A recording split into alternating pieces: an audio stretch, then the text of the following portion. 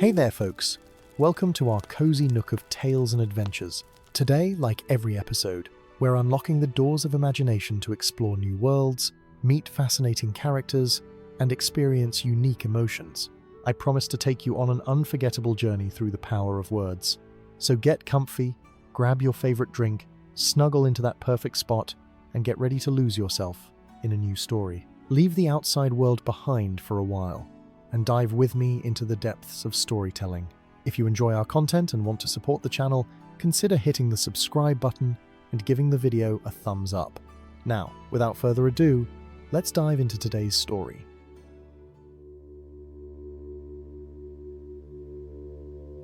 In the deepening twilight of an age when shadows crept ever longer across the lands of Middle-earth, there came to Gandalf the grey tidings of a most unusual nature.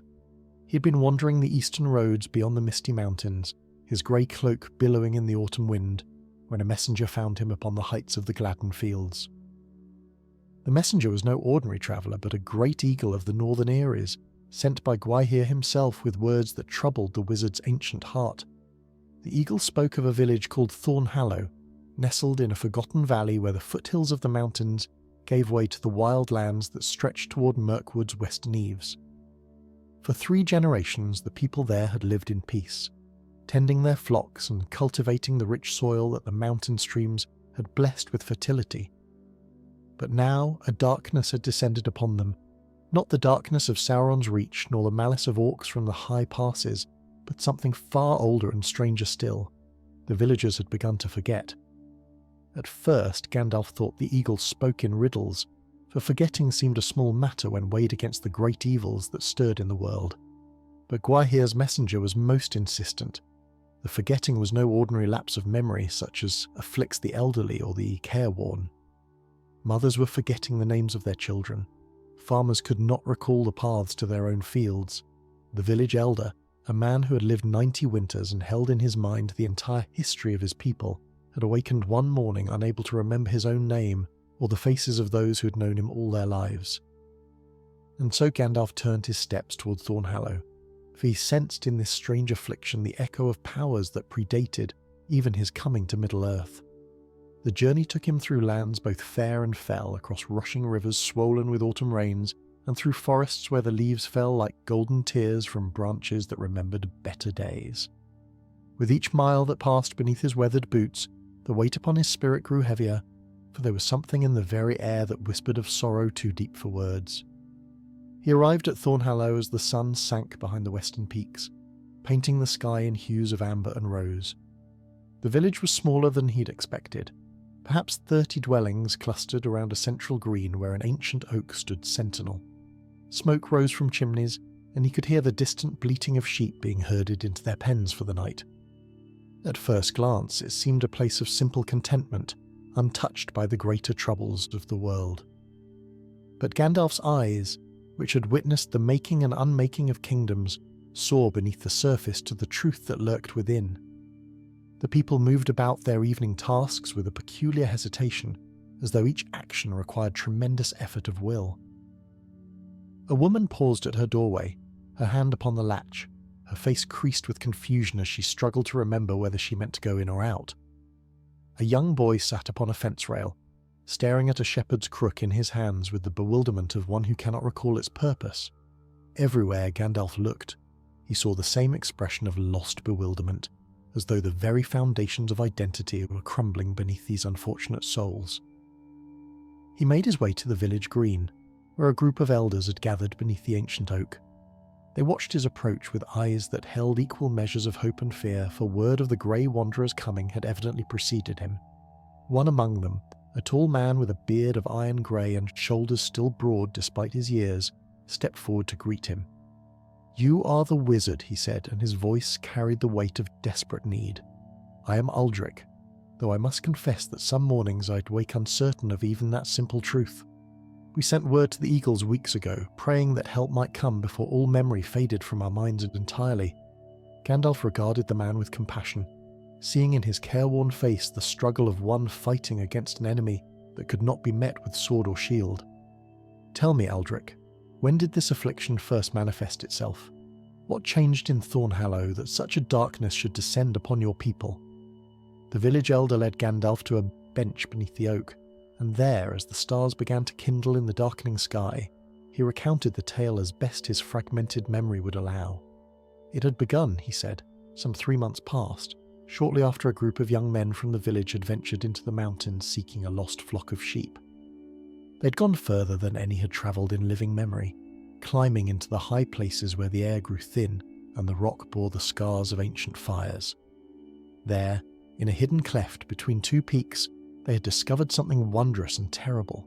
It was a tower, Aldrich continued, his voice dropping to a whisper as though even speaking of it might summon some dread consequence.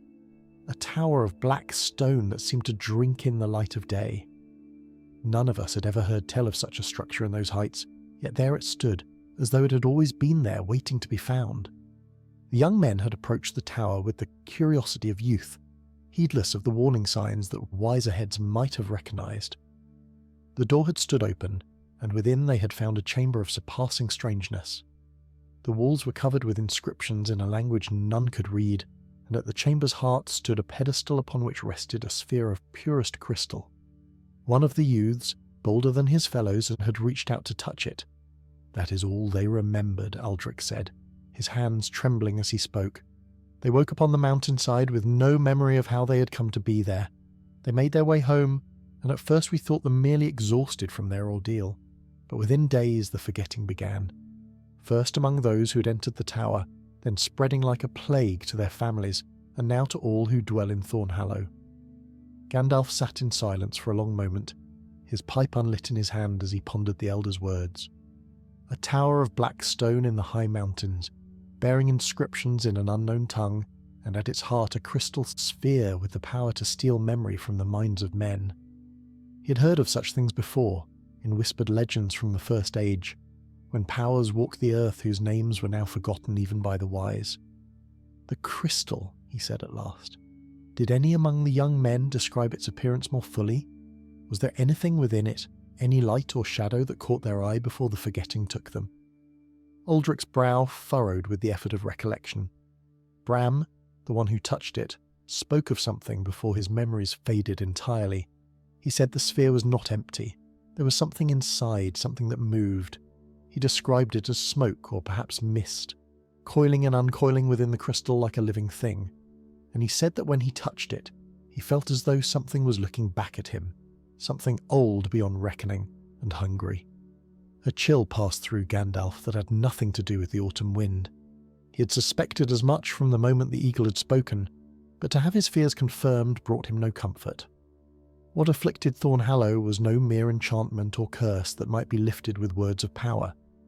It was something far worse, a remnant of an age when darkness had held dominion over vast swathes of Middle-earth, before the rising of the sun and moon had driven the ancient evils into hiding. "I must see this tower," Gandalf said, rising from the bench with a determination that seemed to push back against the gathering night. "Tomorrow, at first light, you will show me the path your young men took into the mountains." Aldrich nodded, but his face was pale with fear. "Many have tried to return to the tower since the forgetting began," he said. "They hoped to undo what had been done, to find some cure within those black walls. None have succeeded. The paths shift and change, the landmarks disappear, and those who venture too far find themselves walking in circles until exhaustion forces them to turn back. It is as though the tower does not wish to be found again."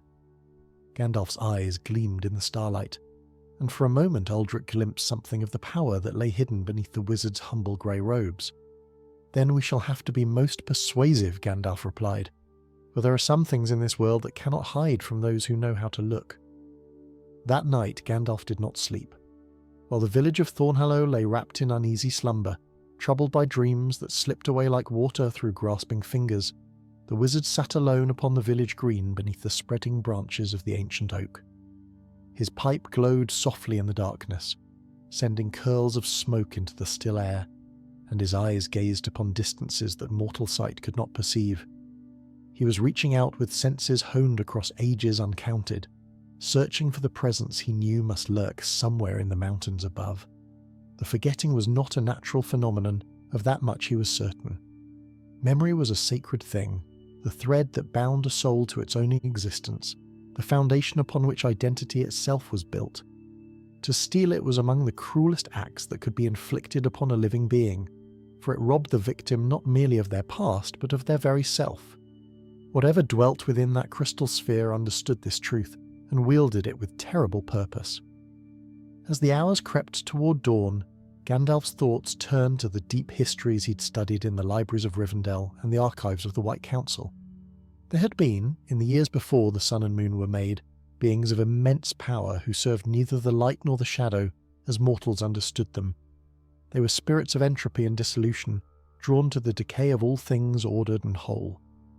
Most had been destroyed or banished in the great wars of the Elder Days, but some, it was said, had found ways to survive by binding themselves to objects of power, sleeping through the long ages until some unwitting hand might wake them once more. The crystal sphere that Aldrich had described bore all the hallmarks of such a binding. A prison, yes, but also a vessel containing something that had once possessed the power to unmake memories across leagues of distance.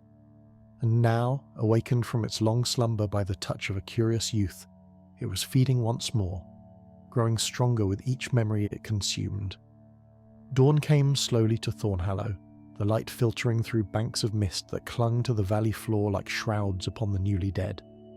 Gandalf rose from his vigil and made his way to the village edge, where Aldrich waited with a small company of men. They were the fathers and brothers of those who'd first discovered the tower, and though fear was plain upon their faces, so too was determination. The forgetting had taken much from them already, and they would not stand idle while their loved ones faded into shadows of their former selves. The path into the mountains was steep and treacherous, winding through forests of pine and birch before climbing above the tree line into a landscape of bare rock and hardy lichens. The men moved with the careful steps of those familiar with mountain terrain, yet even they seemed uncertain at times, pausing to peer at landmarks that should have been familiar but somehow were not. The forgetting, Gandalf realised, had begun to affect even the land itself, erasing the paths that generations had worn into the mountainside. By midday they had reached the high places where the air grew thin and cold. Snow dusted the peaks above them, and the wind carried a bitter edge that cut through even Gandalf's thick robes. It was here, according to Aldrich's fragmented recollections, that the young men had discovered the hidden cleft that led to the tower, yet search as they might they could find no trace of it. "The rocks move," one of the men muttered, his voice tight with frustration. "I swear upon my father's grave that we passed that formation not an hour ago, yet here it stands before us again as though we have walked in circles." Gandalf halted, planting his staff firmly upon the stone. The others gathered around him, their breath misting in the cold air, their eyes filled with a mixture of hope and despair. The wizard closed his eyes and spoke words in a tongue that predated the languages of men, words that resonated with the very bones of the mountain. The air shimmered, and for a moment the men felt a pressure against their minds, as though something vast and unseen had become aware of their presence. When Gandalf opened his eyes, they blazed within a light. "There," he said, pointing towards what had appeared to be a solid wall of rock. "The tower hides itself behind veils of misdirection, but it cannot hide from one who knows how to see. Come, and do not stray from the path I make, for the enchantments here are strong and would gladly lead you astray."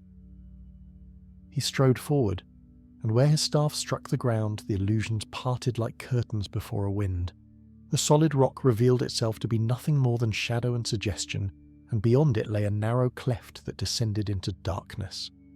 One by one the men followed Gandalf into the passage, their hearts pounding with fear but their resolve unshaken. The cleft wound downward for some distance before opening into a hidden valley that none of them had ever seen. It was a place of unnatural stillness, where no birds sang and no insects stirred. The grass that grew upon the valley floor was grey and lifeless, and the stream that trickled through its centre ran black as ink. And there, rising from the valley's heart like a finger of accusation pointed at the sky, stood the tower. It was exactly as Aldrich had described, a structure of black stone that seemed to absorb the light rather than reflect it. No mortar was visible between its blocks, as though the entire edifice had been carved from a single impossibly vast piece of obsidian. Windows pierced its surface at irregular intervals, but they were dark and empty, revealing nothing of what lay within. The door at its base stood open, just as the young men had found it, and from within emanated a cold that had nothing to do with the mountain air. Gandalf approached the tower slowly, his senses extended to their fullest. He could feel the power that radiated from within, a presence ancient beyond reckoning and utterly alien to the ordered world that the Valar had shaped. It was aware of him, he knew, just as he was aware of it. Two forces of tremendous age and opposing natures, circling each other like wolves before a fight. "You should not have come here, Wanderer." The voice seemed to emanate from everywhere and nowhere, a whisper that bypassed the ears and spoke directly to the mind. "This place is mine, and all who enter become mine as well. Turn back now, and I will let you keep your memories. Stay, and you will join the others in the emptiness that awaits all thinking things." Gandalf did not flinch from the voice, though behind him he heard several of the men cry out in terror. "I am Gandalf," he replied, his own voice carrying power that made the very stones tremble. "I am a servant of the secret fire, wielder of the flame of Anor.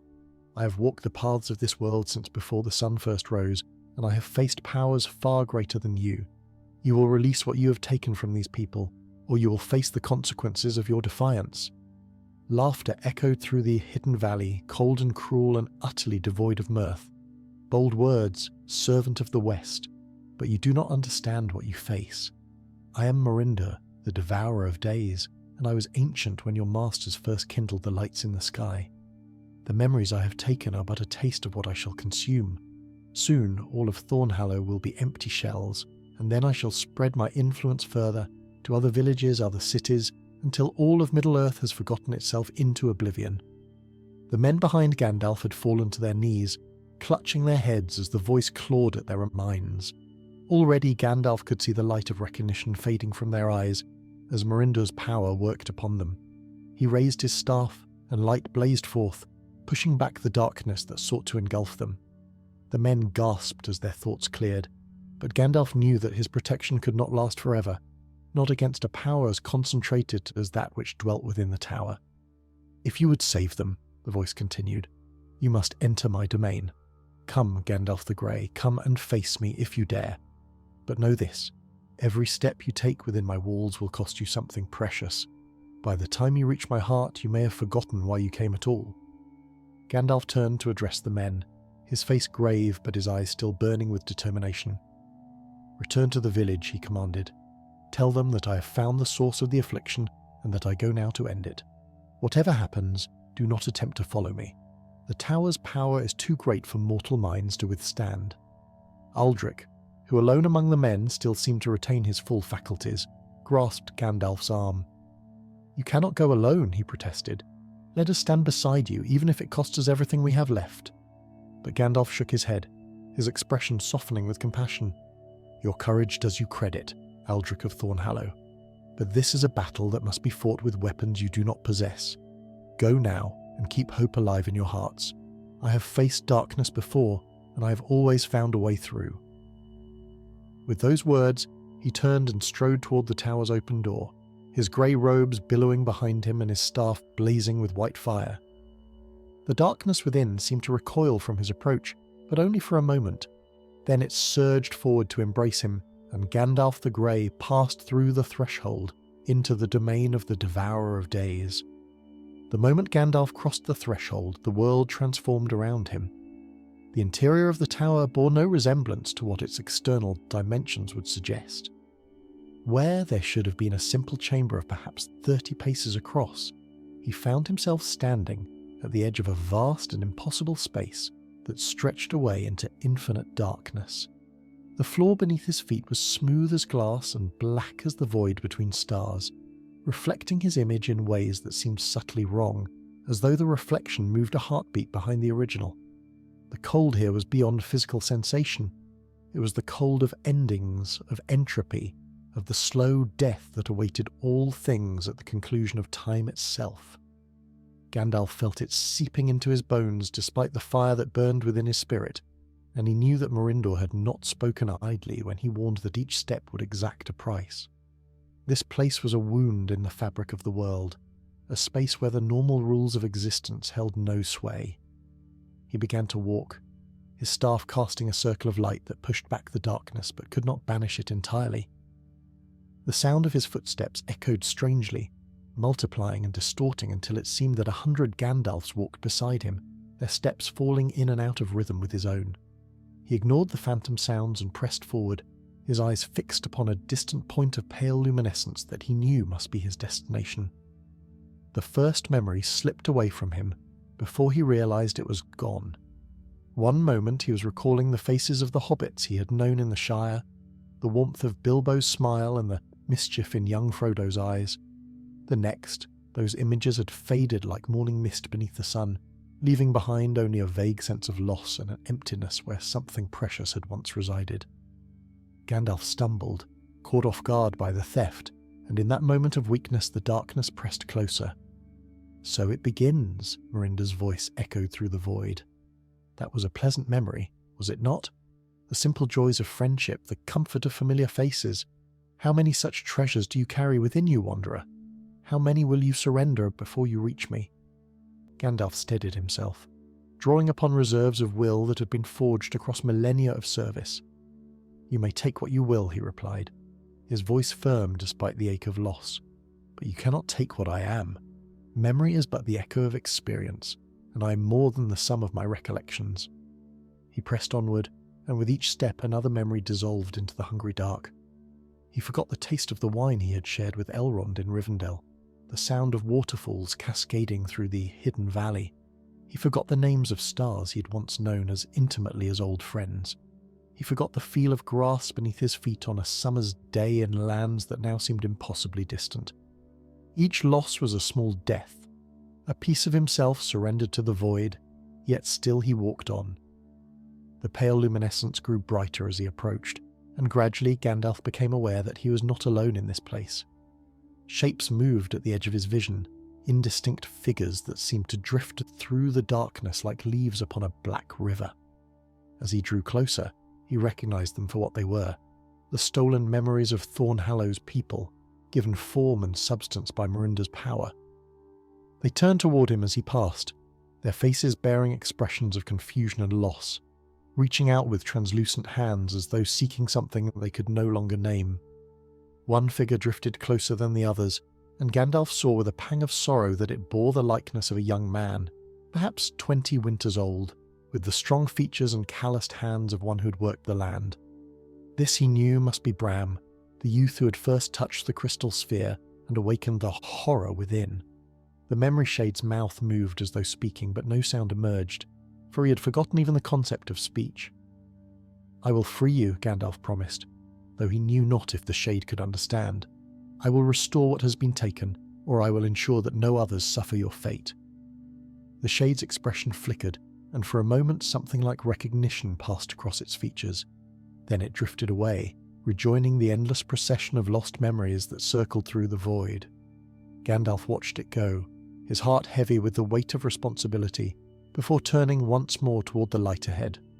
The chamber of the crystal sphere announced itself with a change in the quality of the darkness. Where before the void had been absolute, here it was merely profound, a darkness that had depth and texture rather than infinite emptiness. Gandalf emerged from the impossible space into a room that might have been real, with walls of black stone and a ceiling lost in shadow. And there, at the room's centre upon a pedestal of carved obsidian, rested the source of Thornhallow's suffering. The sphere was beautiful in the way that certain poisonous creatures are beautiful, its surface catching the light of Gandalf's staff and fragmenting it into 1,000 dancing motes.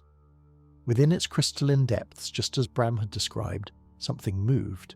It was smoke, or mist, or perhaps something that had never been given a name in any tongue of elves or men. It coiled and writhed with a motion that suggested both restlessness and hunger, and as Gandalf approached, it pressed itself against the inner surface of its prison, as though straining to reach him. At last, Miranda's voice seemed to emanate from the sphere itself now, resonating with power that made the very air tremble.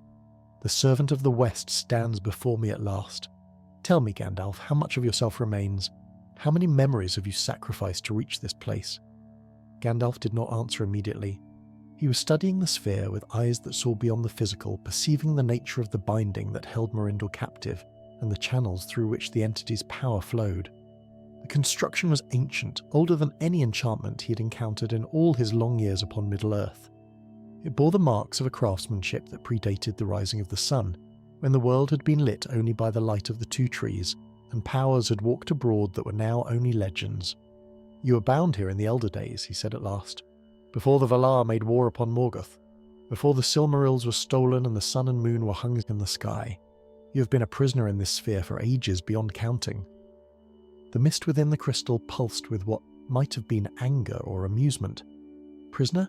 I was preserved, wizard. While my kindred were destroyed in the wars of your precious Valar, I endured. I waited. And now, at last, I feed once more. The memories of that village are but the beginning. Given time, I will grow strong enough to shatter this sphere entirely, and then all of Middle-earth will know the peace of forgetting." Gandalf raised his staff, and light blazed forth with an intensity that made even the crystal sphere seem dim by comparison. "Then I shall not give you time," he declared. "The memories you have stolen will be returned, and you will trouble this world no more." He began to speak words of power, ancient invocations that called upon the authority of the Valar themselves. The chamber shook, and cracks appeared in the walls as forces beyond mortal comprehension clashed within that confined space. Mirinda screamed, a sound that was felt rather than heard, a vibration of pure rage that threatened to shatter the very foundations of the tower. The mist within the sphere churned violently, pressing against its crystalline prison with desperate intensity. But Gandalf's power, for all its majesty, was not sufficient to destroy what the craftsmen of an elder age had bound. The sphere resisted his assault, its surface flickering with defensive enchantments that had been woven into its very substance. For every crack that appeared, another seal activated, reinforcing the prison even as it constrained the prisoner. The two forces reached a stalemate, neither able to overcome the other, and Gandalf felt his strength beginning to wane. "You cannot destroy me," Mirinda hissed, triumph creeping into his voice. "The binding was made to last until the breaking of the world. You may slow my feeding perhaps, but you cannot stop it. Sooner or later I will consume everything you seek to protect." Gandalf's eyes narrowed as he considered the entity's words. The binding was indeed too strong to break, but perhaps that was not the answer. Perhaps destruction was not the only path to victory. His mind raced through possibilities, sifting through knowledge accumulated across ages of study and experience, searching for a solution that did not require power he did not possess. And then, like a light kindling in darkness, understanding dawned. The binding that held Mirinda was not merely a prison. It was a paradox, a construction that simultaneously contained the entity's power, while also serving as the channel through which that power flowed. The craftsmen who had made it in the Elder Days had understood something fundamental about the nature of such beings. They could not be destroyed, for they were woven into the very fabric of existence itself, as much part of the world as light or shadow. But they could be redirected, their hunger turned against itself, their power transformed from a force of dissolution into something else entirely. Gandalf lowered his staff, and the blazing light dimmed to a soft glow. The change caught Mirinda off guard, and the churning mist within the sphere slowed its frantic motion, uncertainty replacing the triumph that had coloured the entity's voice moments before. "What trickery is this?" Mirinda demanded. "Have you surrendered so quickly, servant of the West? I expected more from one who claims kinship with the powers of Valinor." Gandalf did not respond to the taunt. Instead, he began to walk slowly around the pedestal, his eyes tracing the intricate patterns carved into its surface.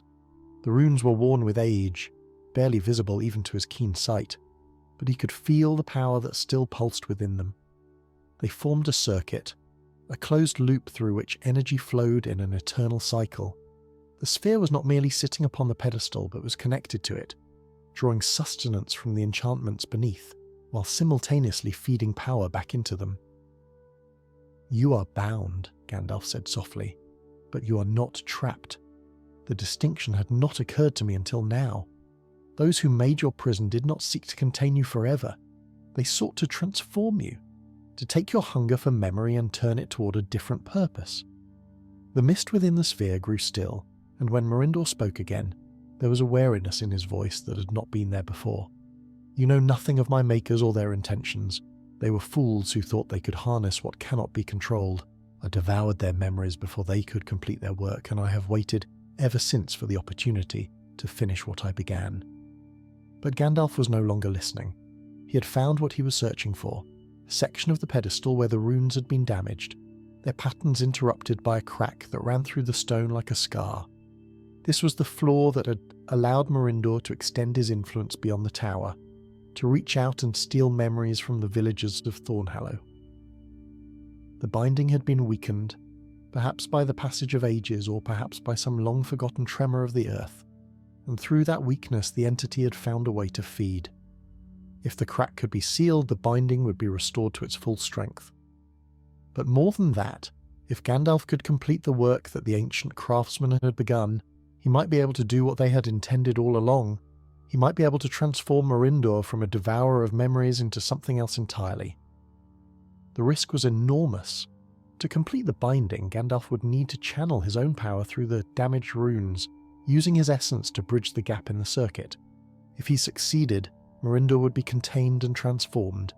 If he failed, his own memories might be swept away in the backlash, leaving him an empty shell wandering the halls of a forgotten tower until the end of his days. "You would not dare," Merinder hissed, clearly perceiving something of Gandalf's intentions. "The binding was never meant to be completed by one such as you. The craftsmen who made it were beings of a different order, powers that walked the world when it was young. You are but a shadow of what they were, a servant sent to meddle in affairs beyond your understanding." Gandalf smiled, though there was no warmth in the expression. "Perhaps you're right," he replied, "but I've learned something in my long years of wandering that those ancient craftsmen may not have known. It is not the power of the one who acts that matters most, but the purpose that drives them. I do not seek to destroy you, Merinder. I seek to heal you, and that makes all the difference." He placed his hand upon the cracked stone and light flowed from his fingers into the damaged runes. The sensation was unlike anything he'd experienced before, a feeling of his very self pouring out through the contact point, filling the gaps in the ancient circuit with something new. Memories surged through his mind, not stolen but offered, a cascade of moments that he gave willingly to the binding. He gave the memory of his first sight of Middle-earth, the wonder and terror he had felt upon setting foot in a world so different from the Undying Lands. He gave the memory of battles fought and friends lost, of small victories and great defeats, of hope kindled and hope extinguished and hope kindled again.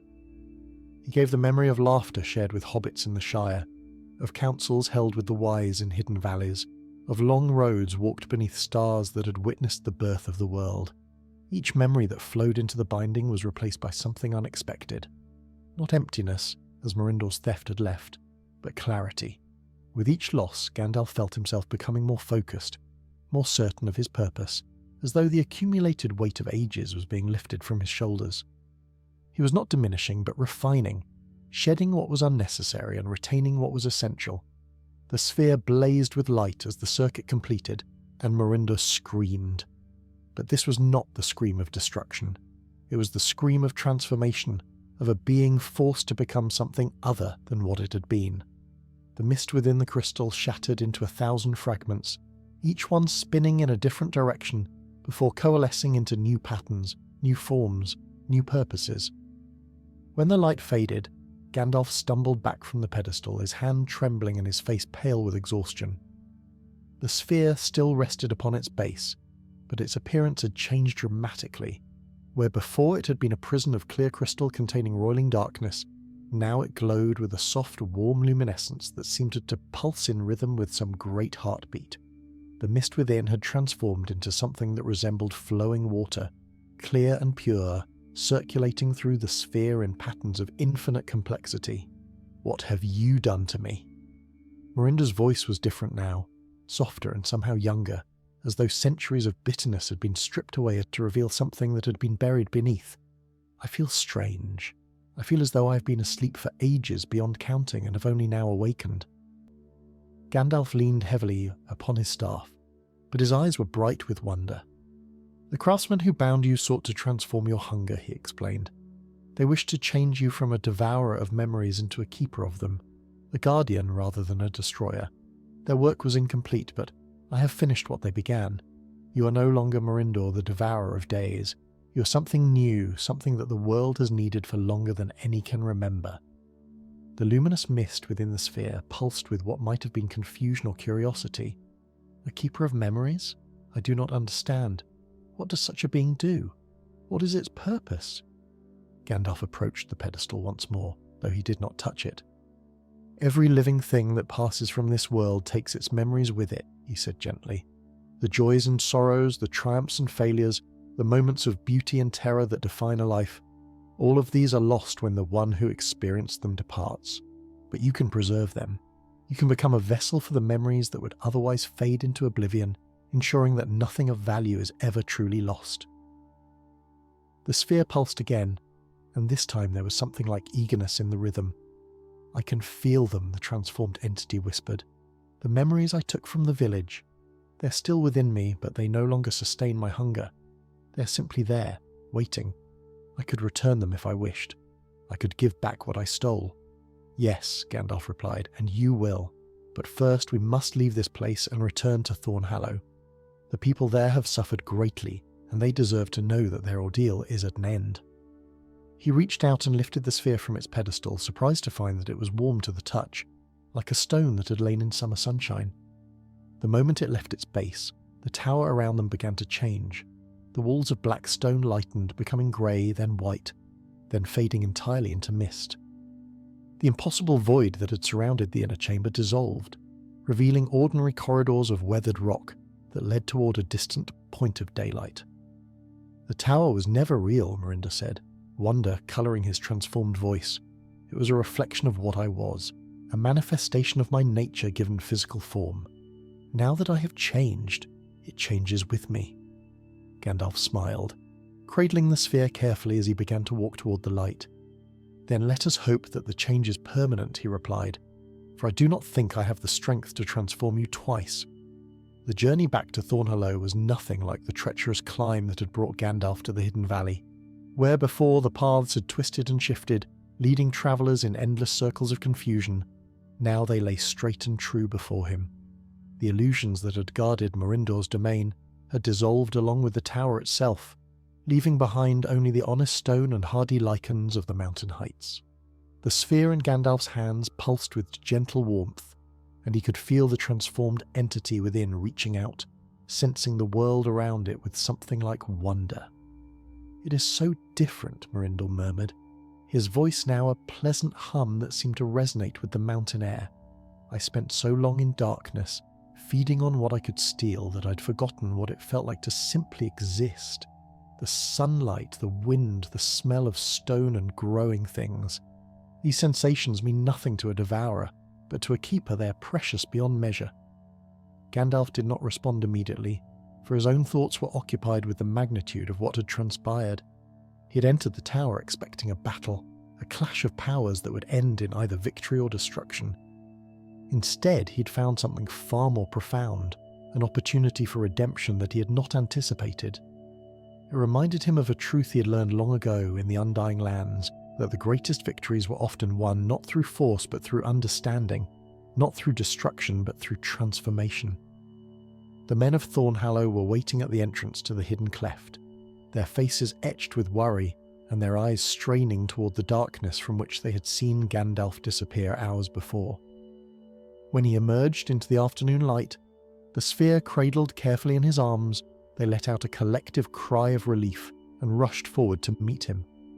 But they stopped short when they saw what he carried, uncertainty replacing their joy as they beheld the glowing crystal.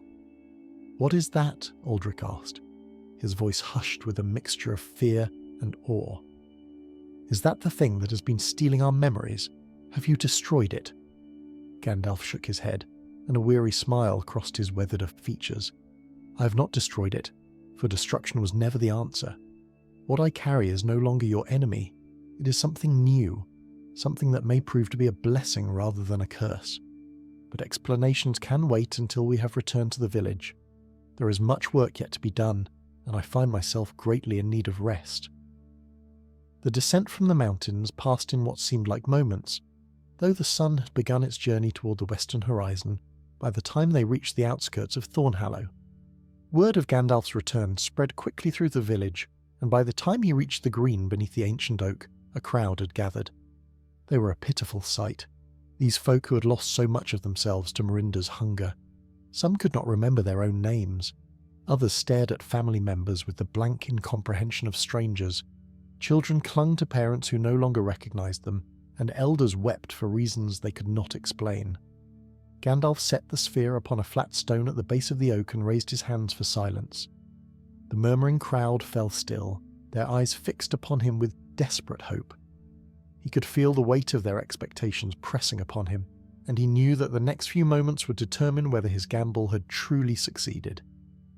"People of Thornhallow," he began, his voice carrying clearly across the green, "you have suffered greatly at the hands of that which dwelt within this sphere.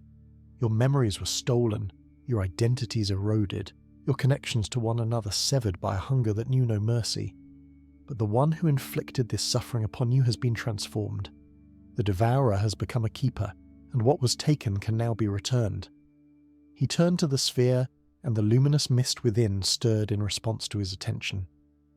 "Mirinda," he said gently, "these are the people whose memories you stole. They stand before you now, broken and lost, seeking that which was taken from them. Will you return what is theirs?" There was a long moment of silence, and Gandalf felt a flutter of uncertainty in his heart. The transformation had seemed complete, but he could not be certain that the entity's new nature would hold when confronted with the very prey it had once hunted. If Mirinda chose to resume his feeding rather than restore what he had taken, Gandalf was not sure he had the strength remaining to stop him. But his fears proved unfounded. The sphere began to glow more brightly, and the mist within swirled with increasing speed. Then, like seeds scattered by a spring wind, points of light began to emerge from its surface, drifting out into the gathered crowd. Each point sought its own destination, floating unerringly toward the person from whom it had been stolen, and when it touched their skin, it sank inward and vanished. The effect was immediate and profound. A woman gasped as recognition flooded back into her eyes, and she pulled her daughter into a fierce embrace, sobbing the child's name over and over. An old man straightened his shoulders as decades of cherished memories returned to their proper place, and he began to laugh with the pure joy of rediscovered self. All across the green, similar scenes unfolded as the stolen pieces of identity found their way home. Gandalf watched with quiet satisfaction as the village began to heal. He could see the threads of connection being rewoven, the fabric of community being restored one memory at a time.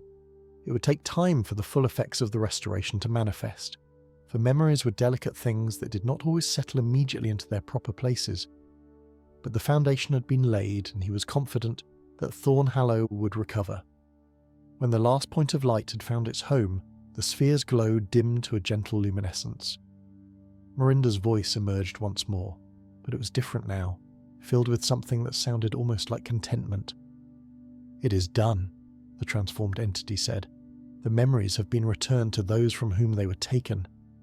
I feel lighter now, as though a burden I did not know I carried has been lifted from me. Is this what it means to give rather than to take? Is this the purpose you spoke of?" Gandalf placed his hand upon the sphere, and warmth flowed between them. "It is the beginning of your purpose," he replied. "There is much more that you may do, if you choose. The world is full of memories that would otherwise be lost, stories that have no one left to tell them, experiences that will fade when their last witness passes from this life. You could preserve them, if you wished. You could become a keeper not just of what has been stolen, but of all that might otherwise be forgotten."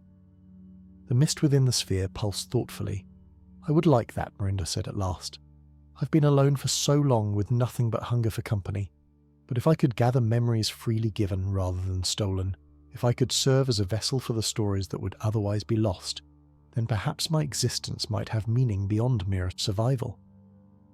The villagers had begun to notice the conversation between Gandalf and the sphere, and many had gathered closer to listen. Their fear had faded with the return of their memories, replaced by curiosity about the strange being that had caused them so much suffering and then restored what it had taken. Aldrich stepped forward, his bearing once again that of a village elder who knew himself and his place in the world. "Grey Wanderer," he said, his voice steady, "what is to become of this thing you carry?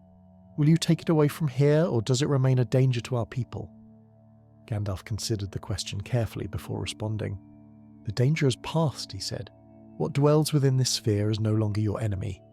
But as for what becomes of it, that is a matter that requires more thought than I can give it at this moment. For now, I would ask your permission to rest here for a time, to recover my strength and to consider what path lies ahead." Aldrich nodded solemnly. "You've saved us," he replied. "Our homes are open to you for as long as you wish to remain, and if you have need of anything, you have but to ask." The wizard accepted the offer with gratitude, and as the evening shadows lengthened across Thornhallow, he found himself settled in a comfortable chair beside Aldrich's hearth, the sphere resting on a cushion at his feet. The warmth of the fire seeped into his weary bones, and for the first time in days he allowed himself to relax. But even as exhaustion claimed him, his mind continued to work on the puzzle of Mirinda's future. The transformed entity could not remain in Thornhallow, of that much he was certain. Its power was too great, its nature too strange for a simple village to accommodate, yet neither could it be left to wander the world alone, for there was no telling what might happen if it encountered others who might seek to exploit or corrupt it. No, Gandalf thought as sleep began to overtake him. Mirinda would need a guardian, someone to guide his new existence and ensure that his transformation remained complete. And that guardian would need to be someone with the wisdom to understand what Mirinda had become and the power to intervene if something went wrong. As his eyes drifted closed, Gandalf realized with a certain resignation that he already knew who that guardian would have to be. 3 days passed in Thornhallow, and with each dawn the village seemed to shake off more of the shadow that had lain upon it. Children laughed again in the lanes between the hobbit holes, their games no longer interrupted by the terror of forgetting. Farmers returned to their fields with the confidence of those who knew the paths and the rhythms of the land. The ancient oak upon the green, which had seemed to droop with sympathetic sorrow during the affliction, now spread its branches proudly toward the autumn sky. Life, in all its ordinary beauty, had returned. Gandalf spent much of those 3 days in contemplation, sitting beneath the oak with his pipe and the glowing sphere that contained Mirinda. The villagers had grown accustomed to the sight, though they still gave the wizard and his strange companion a respectful distance. They understood, in the way that simple folk often understand profound things, that something important was being decided beneath those ancient branches. The sphere pulsed gently as Mirinda absorbed the sensations of the world around him. He had discovered a capacity for wonder that his existence as a devourer had never permitted. The play of light through the oak's leaves, the laughter of children, the scent of bread baking in nearby ovens, all of these things fascinated him in ways he could not fully articulate. He was like a child himself, seeing the world for the first time with eyes unclouded by hunger. "Tell me of the places you have been," Mirinda asked on the morning of the 3rd day. "You have walked this world for ages beyond my understanding. What memories do you carry that speak of beauty and wonder?"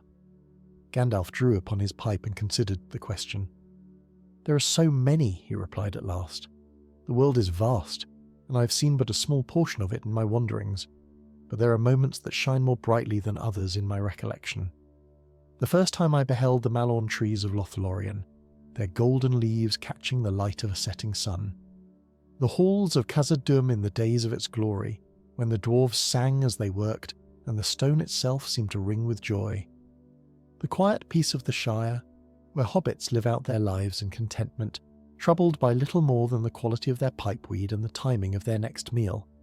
The sphere pulsed with interest. "I would like to see these places," Mirinda said. "I would like to gather the memories of those who dwell there, to preserve them against the fading of time.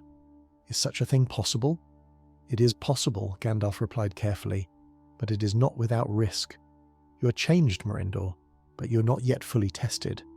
The transformation I worked upon you is still new, still fragile. If you were to encounter those who sought to exploit your power, or if you were to find yourself in circumstances that awakened your old hunger, the consequences could be dire. Then what would you have me do?" The question carried a note of frustration, the impatience of a being newly awakened to possibility and eager to explore it.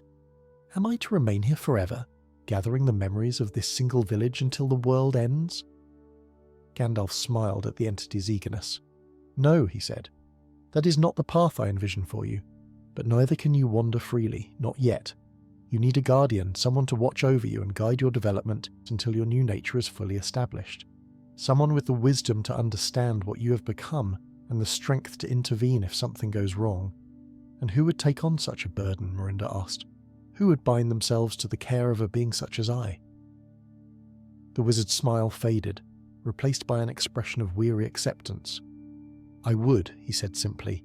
"It is not a task I seek, for there are many demands upon my time and attention in these troubled days, but I can think of no other who possesses the necessary qualities, and I cannot in good conscience leave you without guidance after what has transpired." The sphere glowed more brightly for a moment, and when Merinder spoke again, there was something like gratitude in his voice. "You would do this for me? After all that I have done, all the suffering I have caused, you would take responsibility for my future?" Gandalf reached out and placed his hand upon the warm crystal surface. "What you have done cannot be undone," he said gently. "The pain you caused is real, and it will not be forgotten by those who experienced it. But you are not the same being who inflicted that pain. You have been transformed, and you deserve the chance to become something worthy of your new existence. I will give you that chance, if you will accept my guidance." "I accept," Merinder replied without hesitation. "I will follow where you lead, learn what you teach, and strive to become the keeper of memories that you believe I can be." And so the compact was made beneath the ancient oak of Thornhallow, witnessed by the autumn wind and the drifting leaves. Gandalf and Merinder would travel together, the wizard serving as guardian and mentor to the transformed entity, guiding its development and ensuring that its power was used only for preservation rather than destruction. It was an arrangement that neither had anticipated, yet both sensed the rightness of it. That evening, Gandalf gathered the villagers upon the green and announced his intention to depart. The news was met with expressions of both gratitude and sorrow, for the folk of Thornhallow had come to regard the Grey Wizard as a saviour and friend. Many pressed gifts upon him, simple offerings of food and drink for his journey, tokens of appreciation for all he had done. Uldric stepped forward on behalf of the village, his bearing solemn and his voice thick with emotion. "Grey Wanderer," he said, "you came to us in our darkest hour and brought light where there was only shadow. You restored what was taken and healed wounds we feared would never mend. We cannot repay the debt we owe you, but know that Thornhallow will remember your name with honour for as long as our village endures." Gandalf accepted the tribute with humility, his heart moved by the simple sincerity of the villagers' gratitude. "Remember also," he replied, "that not all darkness can be defeated by force alone. Sometimes the greatest victories come through understanding and compassion, through the willingness to see the potential for good even in those who have done great evil. The being I carry with me was once your enemy, but it is now transformed. If I have taught you anything, let it be that redemption is possible for all who truly seek it." The next morning, as the first light of dawn painted the eastern sky in shades of rose and gold, Gandalf set forth from Thornhallow. The sphere that contained Merinder was secured in a satchel at his side, its gentle warmth a constant reminder of the responsibility he had accepted. The road before him led westward, toward lands he knew well and others he had not visited in many long years. "Where do we go first?" Merinder asked as the village faded behind them and the open road stretched ahead. "To Rivendell," Gandalf replied. "There are those there who should know of what has transpired, and there are resources in that hidden valley that may help us understand the full extent of your transformation. Elrond Half-Elven has studied the deep lore of Middle-earth for more years than I can easily count. If anyone can shed light on the nature of your binding and the work that the ancient craftsman intended, it is he." The journey to Rivendell was long, leading through lands both fair and perilous. They crossed the misty mountains by the high pass, where the wind howled like wolves and the snow lay thick upon the ground. They descended into the wildlands beyond, where the trees grew close and dark and the paths were known only to those who walked them often. Throughout the journey, Gandalf continued his instruction of Merinder, teaching the transformed entity the history and geography of Middle-earth, the peoples who dwelt there, and the powers that shaped their destinies. Merinder proved an eager student, absorbing knowledge with an appetite that had once been directed toward the consumption of memories. He asked countless questions about the world he had never truly known, and Gandalf answered as best he could, drawing upon his vast store of experience and understanding. In time, a bond began to form between them, the relationship of teacher and student deepening into something that resembled friendship. As they neared the borders of Rivendell, the character of the land began to change. The wild darkness of the preceding leagues gave way to a peace that seemed to radiate from the very earth itself. The trees grew taller and more stately, their leaves still clinging to their branches despite the lateness of the season. A sense of timelessness pervaded everything, as though this place existed somehow apart from the march of years that governed the rest of Middle-earth. "They are waiting for us," Merinda observed, his senses reaching out to perceive what lay ahead. "I can feel presences, old and wise, aware of our approach. They know what I am, or what I was. They are wary." "Let them be wary," Gandalf replied. "Caution is the proper response to the unknown. But they will also be fair, and they will judge you by what you are now, rather than what you once were. That is the way of the Eldar, and it is a way that has served them well through all the ages of the world." The hidden valley of Rivendell revealed itself gradually, as though the land were testing the worthiness of those who sought entry. First came the sound of water, the distant music of the Bruinen cascading over ancient stones. Then the trees parted to reveal glimpses of towers and terraces, graceful structures that seemed to grow from the hillsides rather than being built upon them. The air itself changed, becoming sweeter and lighter, filled with the scent of flowers that bloomed regardless of season. Gandalf felt the familiar sense of homecoming that always accompanied his return to this place. Rivendell was not his true home, for that lay far across the western sea and lands he could barely remember, but it was perhaps the closest thing to home he had found in all his long years of wandering. Here the wisdom of the elder days was preserved. The knowledge and beauty that had been lost elsewhere in the world still flourished, tended by those who remembered what had been and hoped for what might yet be. They were met at the bridge by a company of elven guards, their faces fair but stern, their hands resting upon the hilts of slender swords. They recognized Gandalf immediately, and their expressions softened with welcome, but their eyes lingered upon the satchel at his side with unmistakable wariness. The sphere within pulsed gently, and Gandalf knew that Merinda was aware of their scrutiny. "Mithrandir," the leader of the guards said, his voice melodious as running water, "you are expected. Lord Elrond sensed your approach 2 days past and has been preparing for your arrival, but he bid us ask what burden you carry, for there is something in your keeping that troubles the peace of this valley." Gandalf nodded, unsurprised by the question. "What I carry is neither weapon nor threat, though it was once both. It is a being transformed, redeemed from darkness and seeking a path towards light. I bring it before Lord Elrond that he might lend his wisdom to the shaping of its future." The guards exchanged glances, their ancient eyes communicating volumes in a single look. At last, the leader stepped aside and gestured for Gandalf to proceed. "You are trusted here, Mithrandir," he said. "If you vouch for this thing's safety, we will not bar its passage, but know that the valley itself will be watchful, and if any threat manifests, it will be dealt with swiftly." "I would expect nothing less," Gandalf replied, and he crossed the bridge into the heart of Rivendell. The last homely house rose before him, its halls carved from living stone and adorned with the accumulated beauties of ages beyond counting. Waterfalls cascaded down the cliffs behind it, their spray catching the light and casting rainbows across the terraces where elves moved in unhurried grace. Music drifted from somewhere within, a melody so achingly beautiful that even Gandalf, who had heard the singing of the Ainur themselves, found his heart moved by its perfection. Elrond, half-elven, awaited him in a chamber overlooking the valley, his ageless face bearing an expression of welcome tempered by concern.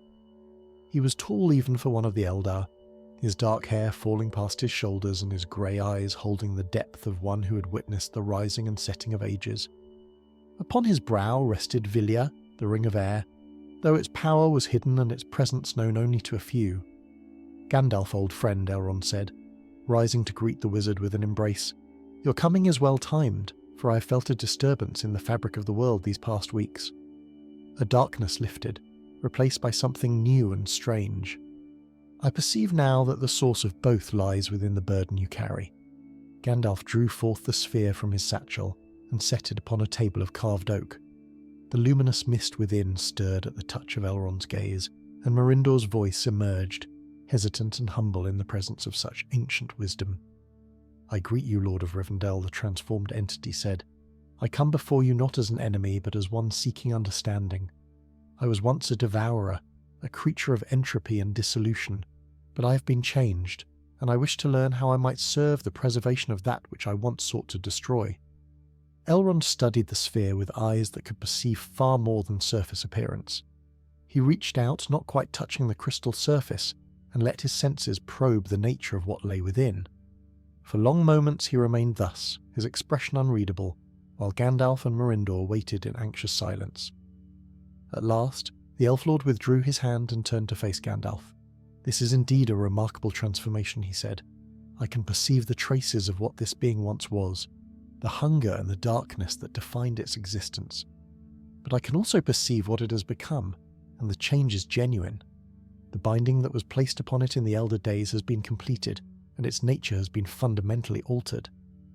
"Then my work was successful," Gandalf said, relief evident in his voice. "I feared that the transformation might be incomplete, that the old hunger might reassert itself in time." Elrond shook his head slowly. "The change goes deeper than you perhaps realize. What you did in that tower was not merely a matter of redirecting Mirindor's power. You gave of yourself, Gandalf. You poured your own memories and essence into the binding, using them to bridge the gap that the ancient craftsman had left incomplete. In doing so, you created something unprecedented, a being that is neither fully what it was nor fully what you are, but something new, partaking of both natures." Gandalf frowned at this revelation. "I felt something leave me when I completed the binding," he admitted. "Memories, experiences, pieces of myself that I surrendered willingly to seal the breach. But I did not realize that they had become part of Mirindor himself." The sphere pulsed with what seemed like embarrassment. "I feel them within me," Mirindor confessed. "Fragments of your experiences, your wisdom, your compassion. They're woven into the fabric of my new existence. I did not steal them, wizard. They were given freely, and they have become part of what I am." Elrond's expression softened with understanding. "This is not a thing to mourn, old friend," he said to Gandalf. "What you gave has been transformed just as Mirindor himself was transformed. It has not been lost, but rather put to a new purpose.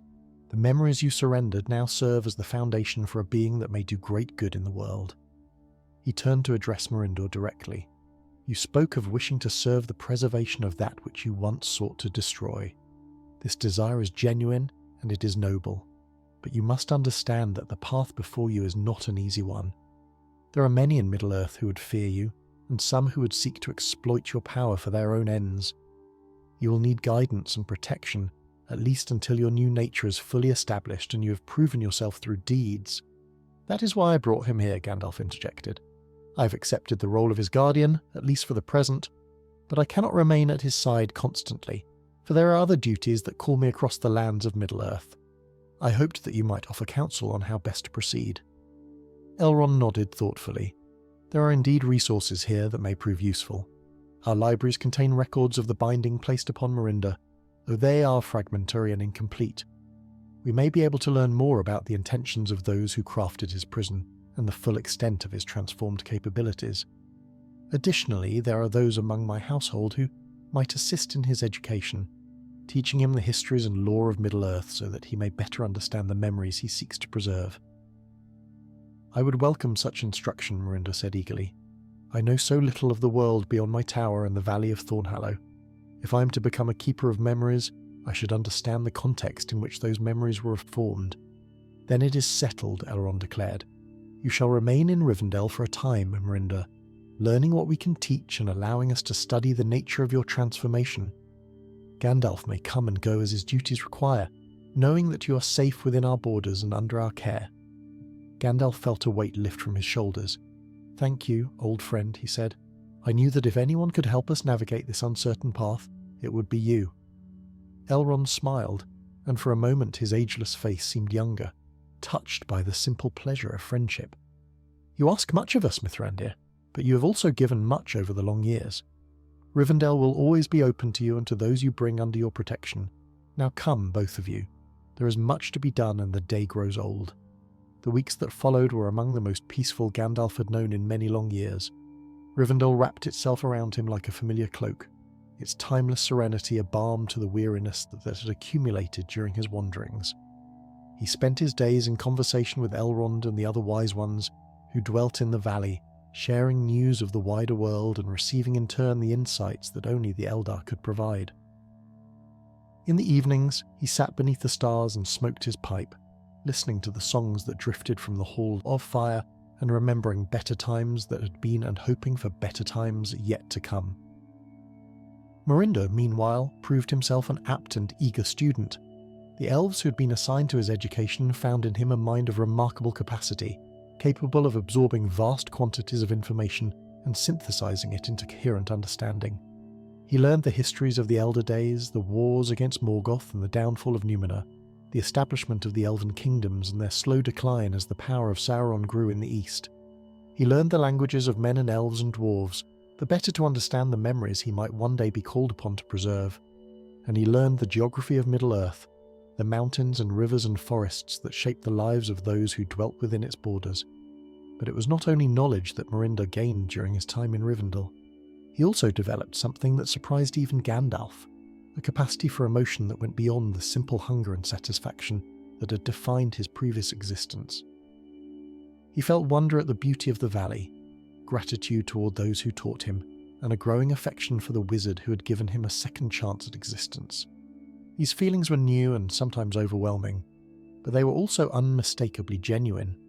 One evening, as the autumn deepened toward winter and the first snows began to dust the peaks above the valley, Merinda asked Gandalf a question that had clearly been troubling him for some time. "Why did you save me?" The sphere pulsed with uncertainty as the words emerged. "I was your enemy. I had stolen the memories of innocent people and caused suffering that can never be fully undone. By all the laws of justice, I should have been destroyed, yet you chose to transform me instead. Why?" Gandalf considered the question carefully before responding.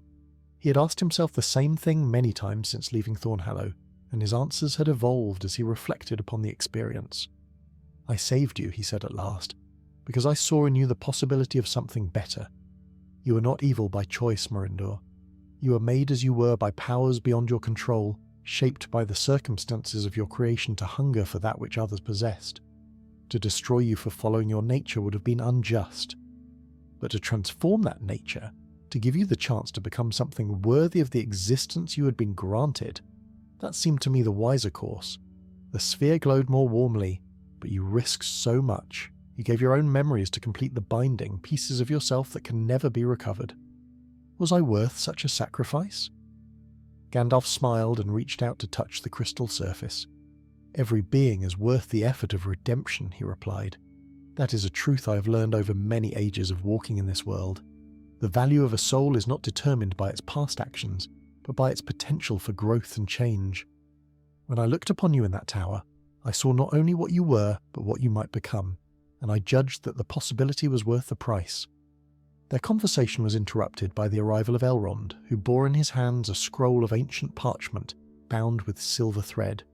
His expression was one of carefully contained excitement, the look of a scholar who has made a discovery of profound significance.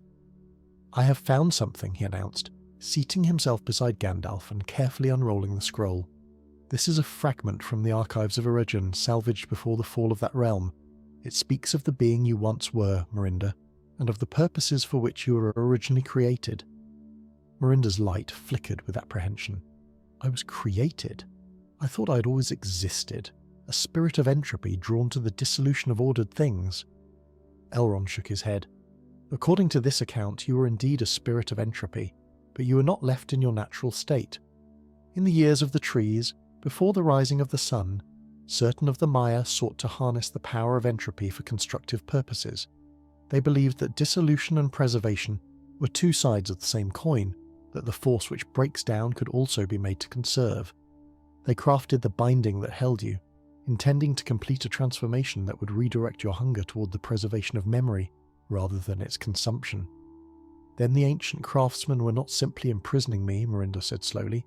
"They were attempting what Gandalf ultimately achieved, a transformation of my fundamental nature." "Precisely," Elrond confirmed. "But their work was interrupted. The account does not specify what prevented them from completing the binding, but it speaks of a great calamity that scattered the craftsmen and left their work unfinished. You were sealed away, incomplete, waiting for someone to finish what had been begun." Gandalf stroked his beard thoughtfully. "This explains much. When I poured my own essence into the binding, I was not creating something new. I was completing a design that had been laid down ages ago. The pattern was already there, waiting for the final pieces to be put in place. And those pieces were your memories," Elrond added. "The craftsmen of old intended to use their own experiences as the foundation for Merinda's transformation, but they never had the chance. You provided what they could not, Gandalf. In doing so, You fulfilled an intention that had lain dormant since before the world was lit by sun and moon. The revelation cast new light upon all that had transpired. Mirinda was not an accident or an improvisation, but the culmination of a plan conceived in an age when powers greater than any now walking had shaped the foundations of reality. Gandalf felt a sense of humility wash over him, the recognition that he had been an instrument of purposes far larger than himself. "What happens now?" Mirinda asked, his voice tinged with wonder. "If I was created for this purpose, if my transformation was always intended, then surely there must be some task I am meant to perform, some role I am meant to play in the unfolding of the world." Elrond rolled the scroll carefully and set it aside. "The account speaks of a time when the Keeper of Memories would be needed," he said. "A time when the world would face a darkness so great that even the wisest might lose hope. In that hour, the memories preserved by the Keeper would serve as a light against the shadow, a reminder of all that was good and worth fighting for." Gandalf and Mirinda exchanged a glance, each knowing what the other was thinking. The darkness Elrond spoke of was not some distant future threat. It was gathering even now in the lands of Mordor, where the eye of Sauron burned with malevolent purpose. The time the ancient craftsman had foreseen was approaching, perhaps more swiftly than any of them had realized. "Then I must prepare," Mirinda declared, determination strengthening his voice. "I must gather memories of all that is good and beautiful in Middle-earth, preserve them against the coming shadow. If there is to be a war, then those who fight must know what they are fighting for." Gandalf nodded slowly. "It seems our work is only beginning, old friend. The transformation was but the first step. Now comes the harder task of putting your new nature to its intended use." The winter deepened around Rivendell, wrapping the hidden valley in a blanket of snow that seemed to insulate it from the troubles of the wider world. But Gandalf knew that the peace could not last. Even as Mirinda continued his education and his development, events were moving in distant lands that would soon demand the wizard's attention. Reports came, from the east of armies gathering, of dark clouds spreading across the sky above the mountains of shadow. The comfortable haven of Elrond's house was but a temporary respite in a journey that was far from complete. On the eve of the winter solstice, Gandalf stood upon a balcony overlooking the frozen waterfalls and spoke to Mirinda of what lay ahead. "I must leave soon," he said. "There are matters elsewhere that require my attention, councils to attend and preparations to make, but I will return when I can, and in my absence you will be safe here under Elrond's protection." The sphere pulsed with acceptance. "I understand. You have your duties and I have mine. I will continue to learn and to grow, so that when the time comes for me to play my part, I will be ready." The parting came on a morning when the sky hung low and grey above the valley, promising more snow before nightfall. Gandalf stood at the bridge of Rivendell, his travelling cloak wrapped tight against the cold and his staff planted firmly upon the frosted stone. Behind him, Elrond and a small company of elves had gathered to bid him farewell, their faces solemn but understanding. They knew, as he did, that the time of peace was drawing to a close, and that the duties which called him away could not be postponed. Mirinda had been brought to the bridge as well, the sphere cradled carefully in the hands of Lindir, an elf of gentle disposition who had become one of the entity's primary teachers during his time in the valley. The transformed being's light pulsed with emotions that had no precedent in his long existence. Sorrow at the parting mingled with gratitude for all that had passed, and hope for reunions yet to come. "I will return," Gandalf promised, his voice carrying across the still morning air. "The road ahead is uncertain, but this much I know. Our fates are bound together now, Mirinda, woven by the choice I made in that tower and the path we have walked since. Whatever lies ahead, we will face it together." "I will be here when you return," Mirinda replied. "I will continue to grow and learn, to prepare myself for whatever purpose awaits, and I will not forget you, wizard. Even if ages pass and the world changes beyond recognition, I will carry the memory of what you did for me until the ending of all things." Gandalf smiled, a warmth kindling in his ancient eyes. "See that you do. Memories are precious things, as you have learned. Guard them well, including the ones we have made together." He turned then and strode across the bridge, his grey form growing smaller as he climbed the path that led out of the valley. The company watched until he passed from sight around a bend in the road, and then they returned to their duties, each carrying with them the weight of uncertain times and the hope that the grey wanderer would return safely. The months that followed were ones of quiet growth for Merinda. Without Gandalf's immediate presence, he was forced to develop greater independence, learning to navigate his new existence with only the guidance of the elves to support him. He discovered abilities he'd not known he possessed, the capacity to reach out across distances and sense the memories of those who dwelt beyond the borders of Rivendell. At first, these impressions were faint and fragmentary, mere whispers at the edge of perception, but as his control improved, they grew clearer and more distinct, until he could perceive the joys and sorrows of beings many leagues distant. He began, cautiously and with Elrond's approval, to gather memories from willing donors. Elves who had lived through ages of the world came to him and shared their recollections, offering up moments of beauty and sorrow, triumph and defeat, love and loss. Merinda received each gift with reverence, weaving them into the growing tapestry of preserved experience that he was building within himself. He was becoming what he had been meant to be, a living archive of all that was precious in Middle-earth. But even as his collection grew, so too did his awareness of the darkness that pressed against the borders of the safe places. Through the memories he gathered, he perceived the fear that gripped the hearts of men in the east, the desperation of dwarves whose ancient homes had been invaded by shadow, the grief of elves who watched their kindred depart for the undying lands knowing they would never return.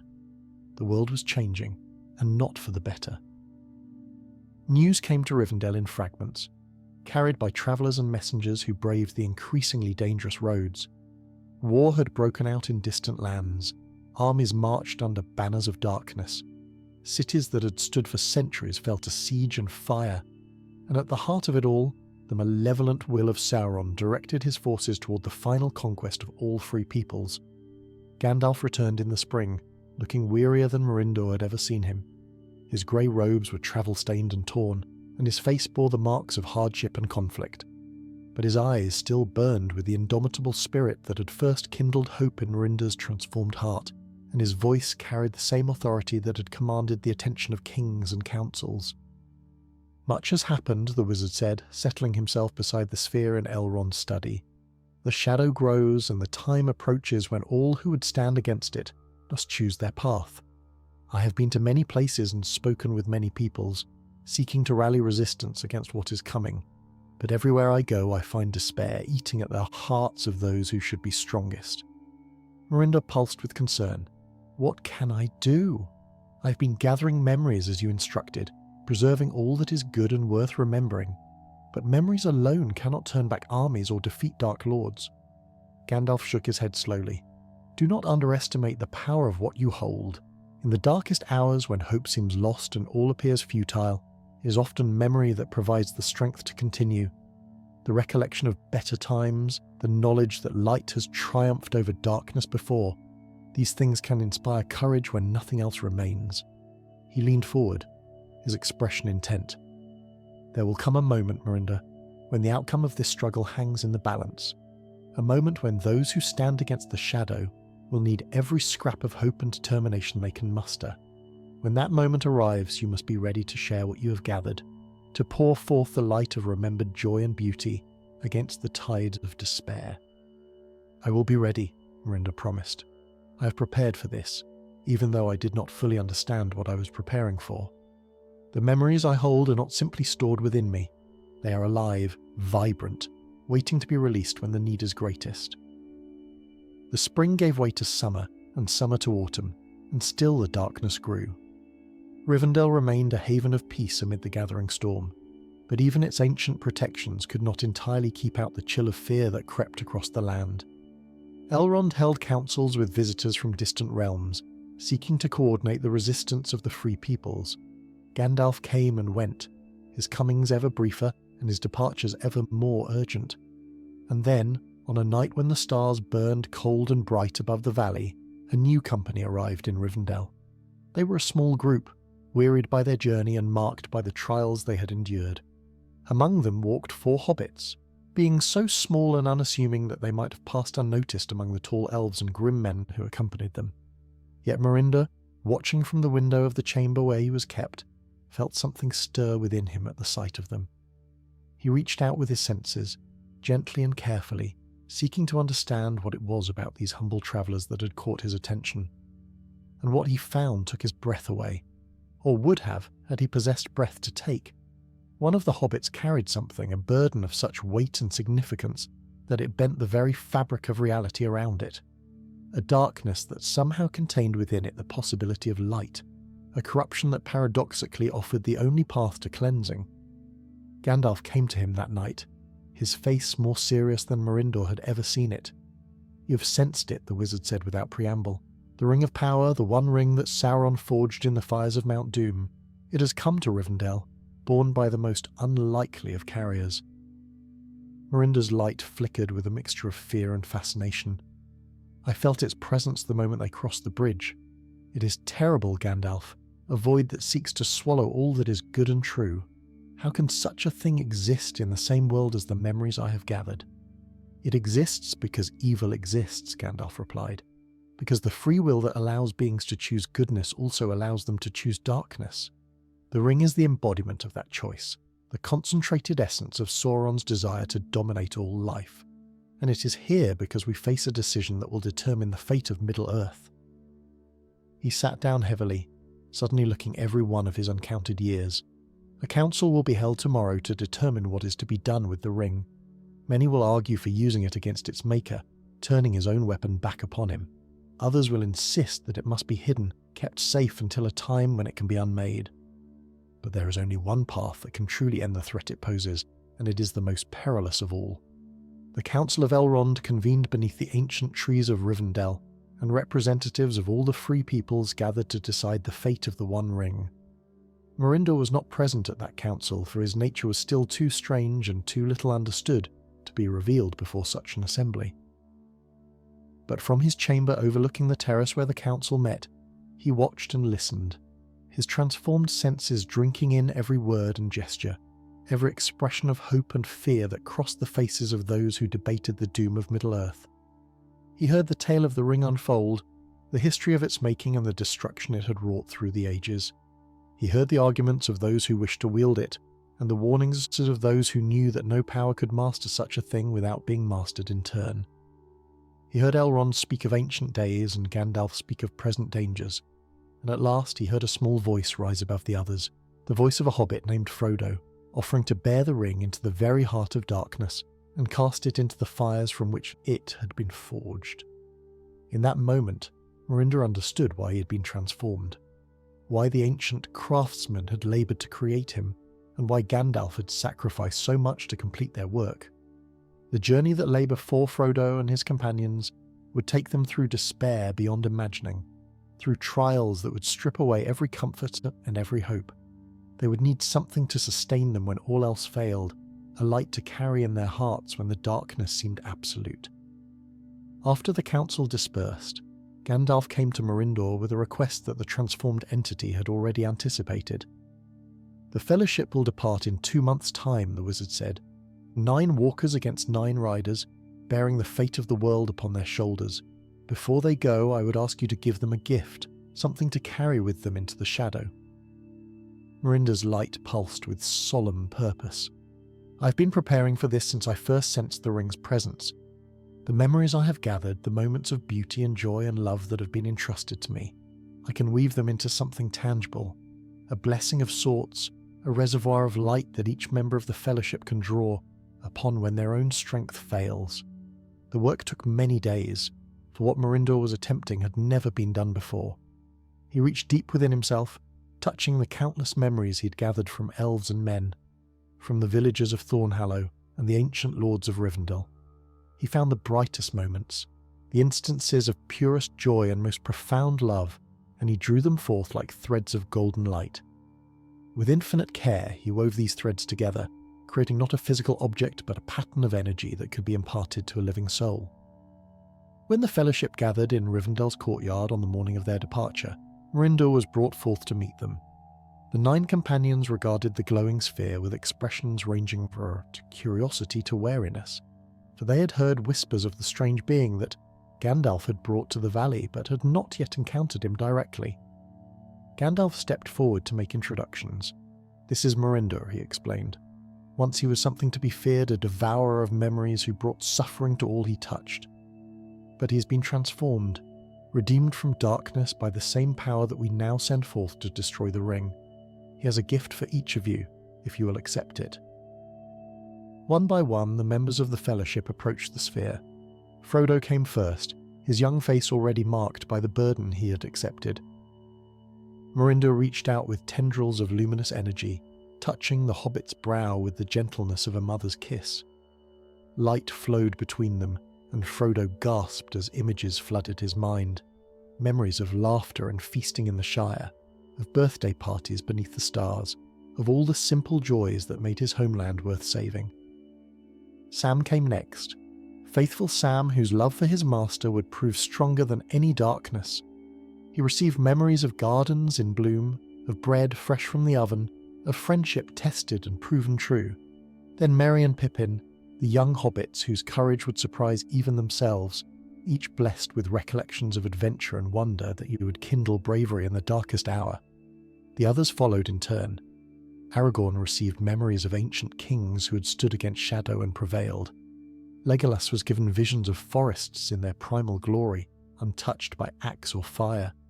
Gimli found himself remembering the halls of Khazad-dûm in the days before the Balrog's coming, the mithril veins shining in the torchlight, and the songs of his ancestors echoing from the stone. Boromir, proud Boromir, whose fate hung uncertain before him, was touched by memories of Gondor in its prime, the white city gleaming in the sun and its people living without fear. And when all had received their blessing, Mirinda spoke to them in a voice that seemed to resonate with the weight of ages. "I cannot go with you on the road that lies ahead. My nature binds me to this place, to the protection of Rivendell's borders, but what I've given you will not fade or fail. When the darkness presses closest, when hope seems lost beyond recovery, reach into your hearts and find the light I've placed there. Remember what you are fighting for, and let that memory give you strength." The Fellowship departed that same morning, passing over the bridge and into the wild lands beyond. Mirinda watched them go, his light dimming with a sorrow he had not known he could feel. He understood that some of those he'd blessed would not return, that the road they walked led through death as surely as through life. But he also understood that his gift might make the difference between victory and defeat, between the preservation of all that was good and its utter destruction. The months that followed were ones of waiting and worry.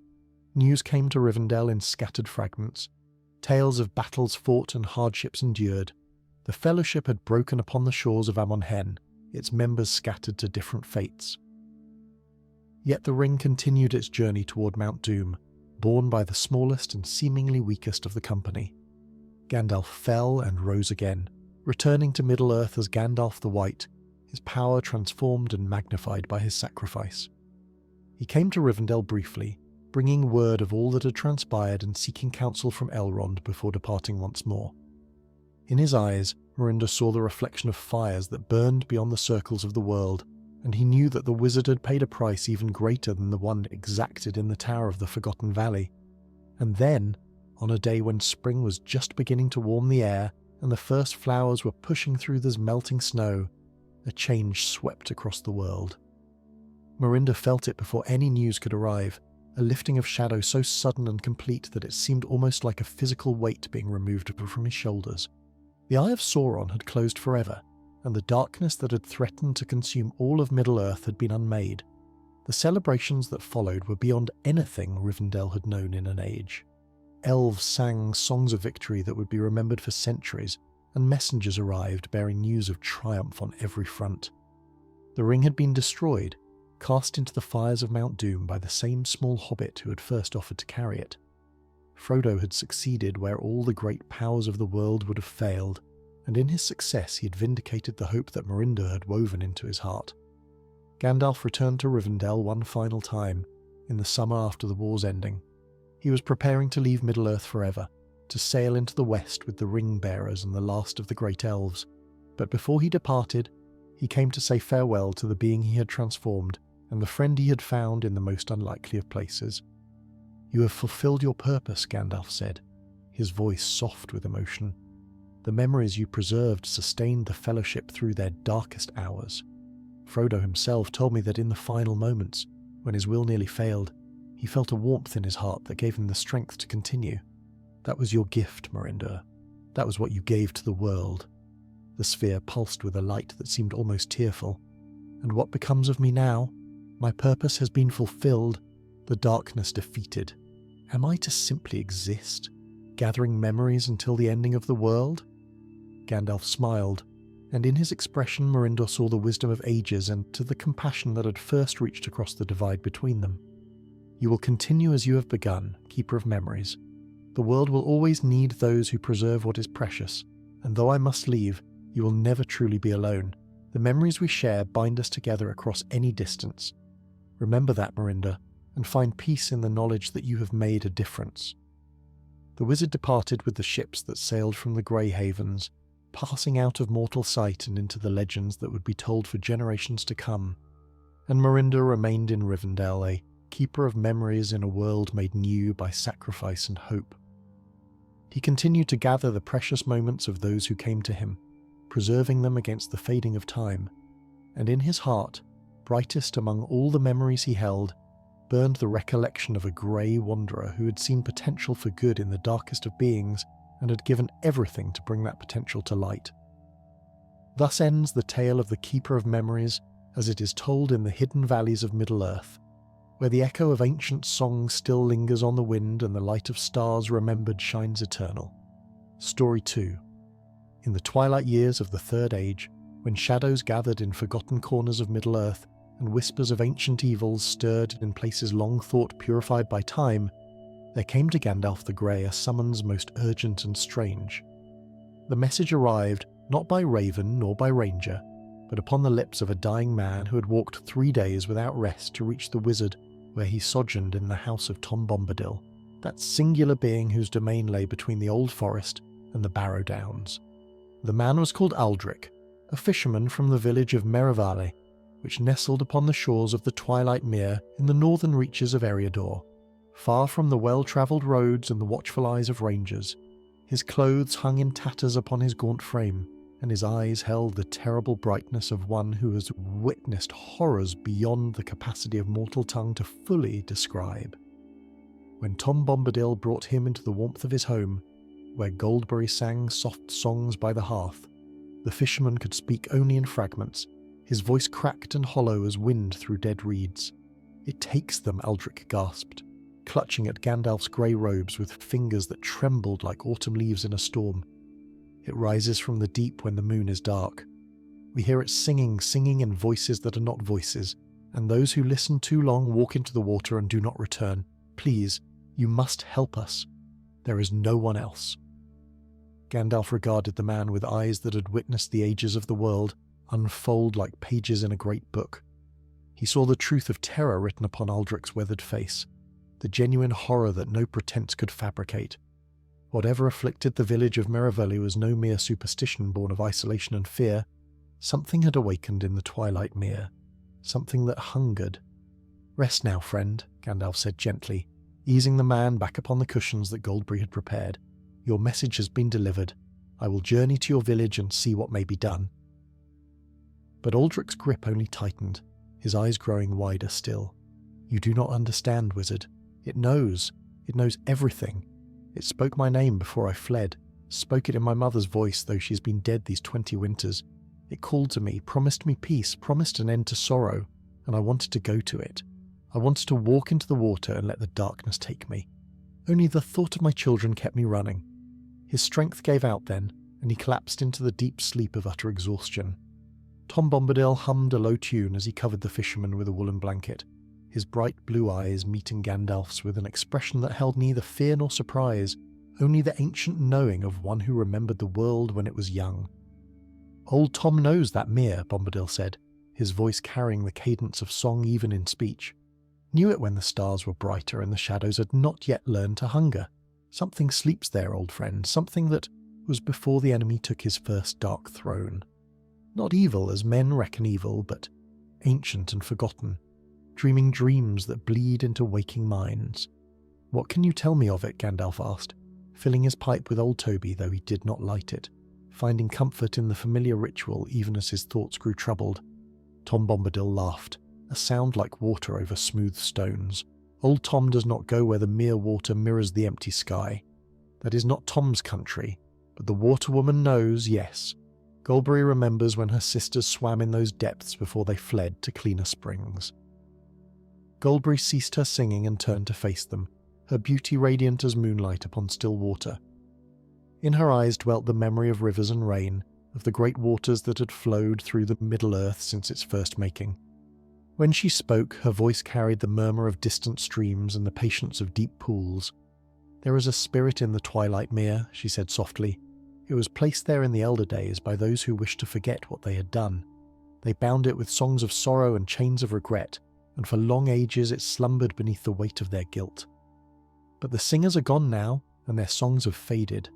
The chains grow weak, and the spirit stirs in its prison, reaching out to touch the minds of those who dwell upon the shore." "What manner of spirit?" Gandalf pressed. "Morgoth's servant, a creature of the ancient darkness." Goldberry shook her head, her hair rippling like a waterfall in moonlight. "Older than the Dark Lord's malice. It was here before he learned to hate. A thing of the first waters that flowed when the world was sung into being. Not evil in its nature, but wounded, twisted by long imprisonment into something that knows only hunger and loneliness. It reaches out because it remembers what it once was, and the memory brings it agony." Gandalf sat in silence for a long moment, drawing upon his pipe, though still no smoke rose from its bowl. The tale troubled him deeply, for he knew well that not all threats in Middle-earth bore the mark of Sauron or his dark predecessor. Some evils were older still, remnants of the world's first making, things that existed before good and evil had learned to name themselves. Such beings could not be opposed with the same tools one might employ against orcs or servants of the shadow. They required understanding, and sometimes understanding was the most dangerous weapon of all. "At dawn, I will depart for Merivale," Gandalf announced at last. "Whatever dwells in the Twilight Mere must be confronted before more lives are lost." Tom Bombadil nodded sagely, his yellow boots tapping a rhythm upon the floor. "Go then, Grey Wanderer, and carry Tom's blessing with you. But remember this, old friend, some cages are built with kindness, and some prisoners deserve their chains. Look with clear eyes before you choose to break or to bind." These words lingered in Gandalf's mind as he prepared for the journey ahead. He spent the remainder of the evening consulting the fragments of lore that Tom Bombadil kept in his curious home, scrolls and tablets inscribed in languages that few now living could read. Among them he found passing references to the Twilight Mere, to the people who had once dwelt upon its shores in the ages before the sun and moon were set in the sky. They had been great in wisdom and terrible in their pride, and their downfall had come through their own folly rather than any external enemy. The accounts were fragmentary, maddeningly incomplete, but a picture began to emerge from the scattered pieces. The spirit in the mere had once been something else entirely, a guardian or a god worshipped by the lake-dwelling folk who had raised their villages upon stilts above the water. They had fed it with offerings and prayers, and in return it had blessed their nets with fish and protected them from the storms that swept down from the mountains. But something had gone wrong, some betrayal or catastrophe that the records did not fully describe. The people had turned against their guardian, binding it beneath the waters with songs of power that drew upon their collective grief. And now, countless centuries later, those bonds were failing. The descendants of the betrayers were long dead, their songs forgotten, their cities crumbled to dust beneath the weight of years. Only the Guardian remained, trapped and alone, its mind fractured by eons of isolation into something barely recognizable as the benevolent spirit it had once been. As Gandalf settled into sleep that night, he found his dreams troubled by visions of dark water and pale shapes moving in the depths. He heard singing, voices that were not voices, harmonies that spoke of loneliness so profound it had become a physical force, reaching out across the years to touch any mind that came within its grasp. And beneath it all, he sensed a question repeated endlessly in the darkness. "Why did you abandon me?" He woke before dawn, his decision made. Whatever awaited him at the Twilight Mere, he would face it not as a warrior come to do battle, but as a healer seeking to mend a wound that had festered for longer than the memory of men could reach. The road to Merivale wound through country that grew wilder with each passing league. Gandalf travelled upon Shadowfax, the Lord of Horses, whose hooves seemed barely to touch the earth as they raced northward through landscapes that spoke of ancient abandonment. Once fertile fields had returned to wilderness, their boundaries marked only by crumbling stone walls that emerged from the undergrowth like the bones of some great beast long dead.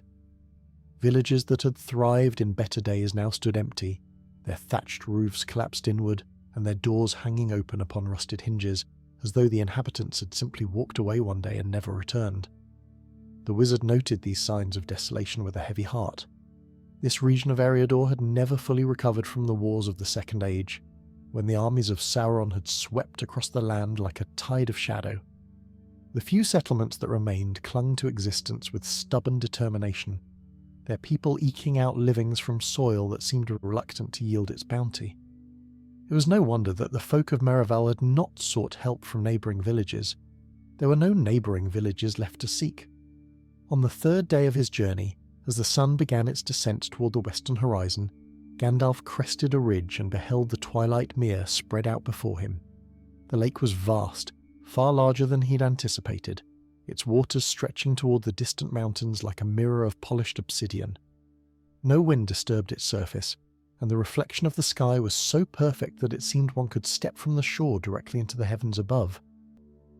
Yet there was something wrong with that reflection, something that made Gandalf's keen eyes narrow with concern.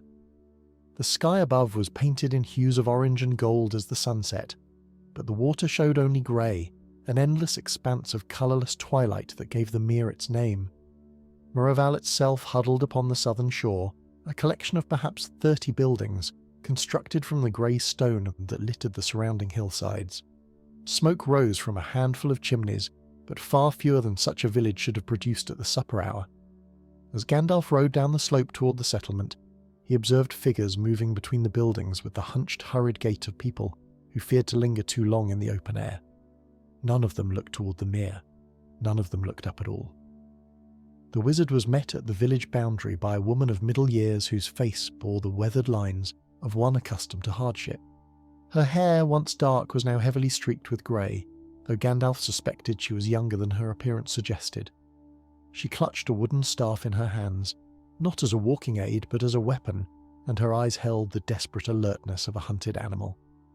"You would be the wizard," she said without preamble. Her voice was rough, as though she had spent too many nights calling out across the water for loved ones who would never return. "Aldrich said he would bring help if any could be found. We had given up hope that he reached you. I am Gandalf, and I've come as swiftly as I was able. Aldrich rests safely in the house of a friend, though his strength was greatly depleted by his journey."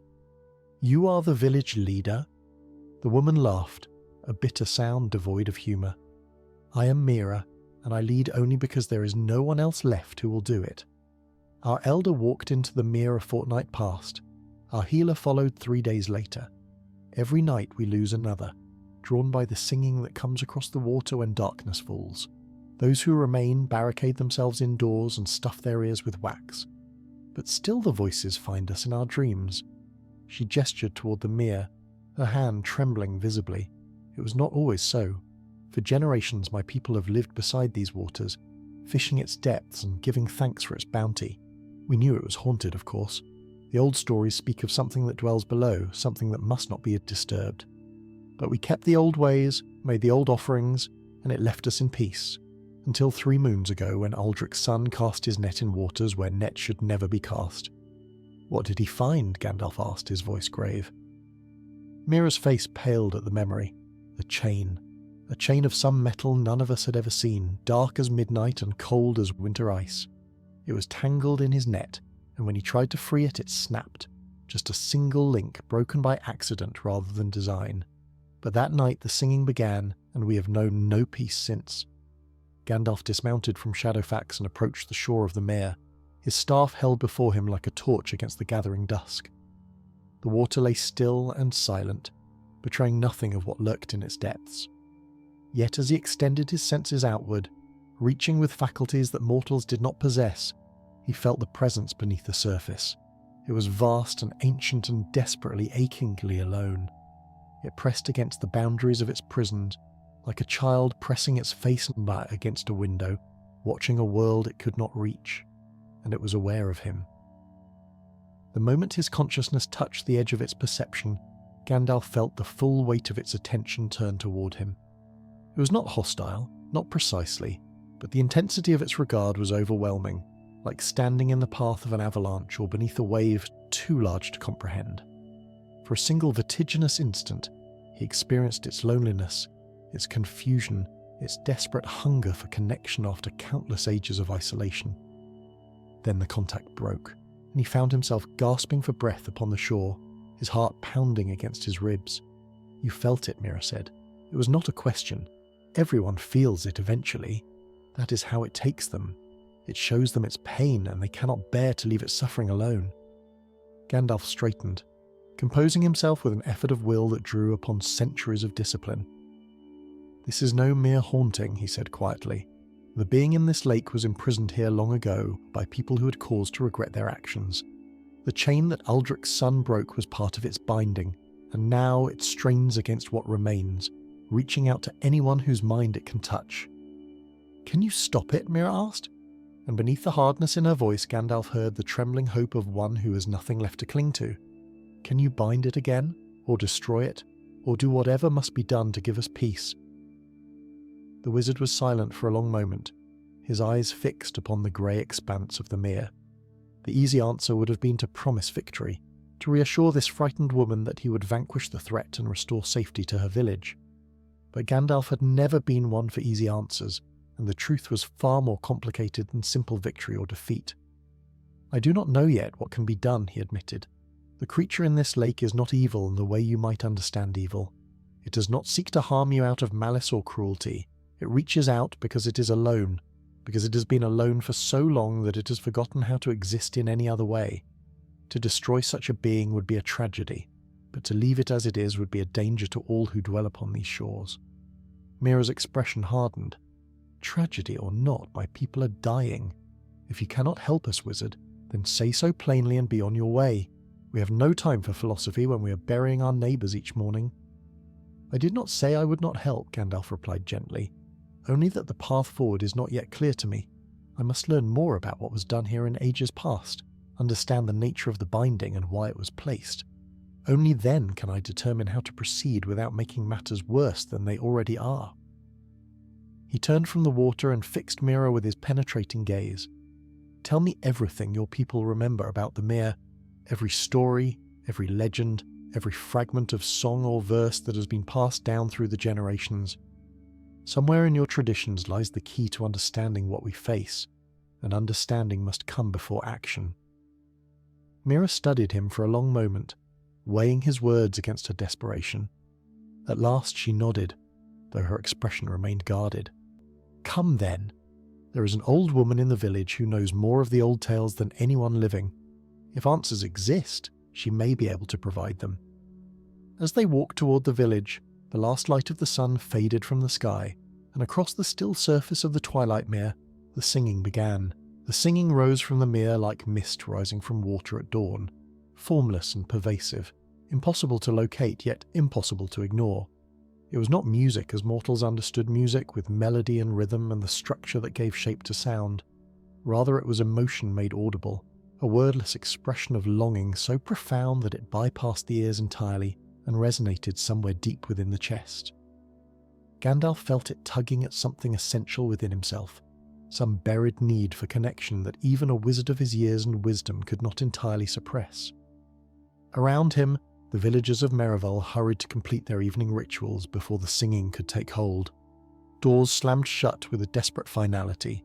Shutters were drawn and barred against the encroaching night. Through the gaps in wooden planks, Gandalf glimpsed faces twisted with fear as families gathered together, pressing wax deep into their ears and clutching one another, as though physical contact alone could anchor them to the waking world. "This way," Mira said, her voice tight with barely controlled terror. She walked with her head down, her shoulders hunched, as though she could make herself a smaller target for the singing that swirled around them like an invisible tide. "We must hurry. Once full dark comes, even the strongest among us find it difficult to resist." She led him to a dwelling at the far edge of the village, as distant from the mere as any building could be while still remaining within the settlement's boundaries.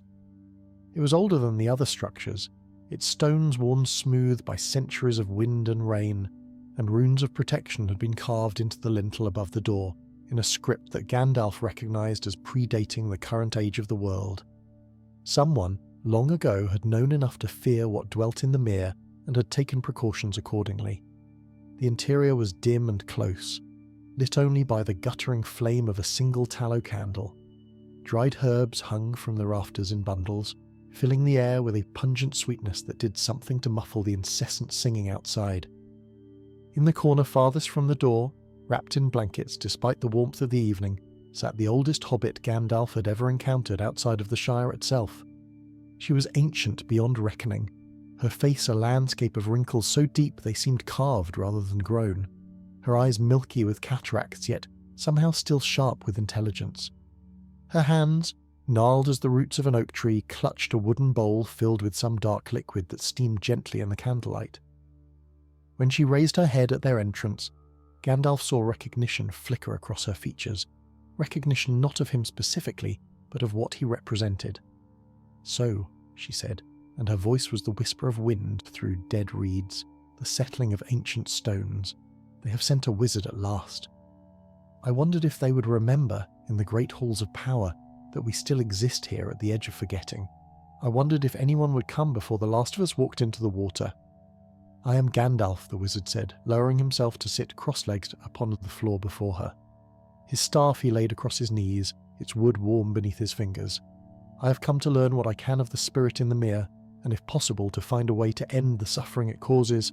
The old woman laughed, a dry, rasping sound like leaves skittering across stone. "End the suffering? Whose suffering would you end, wizard? The suffering of my people who die one by one as the singing calls them to their doom?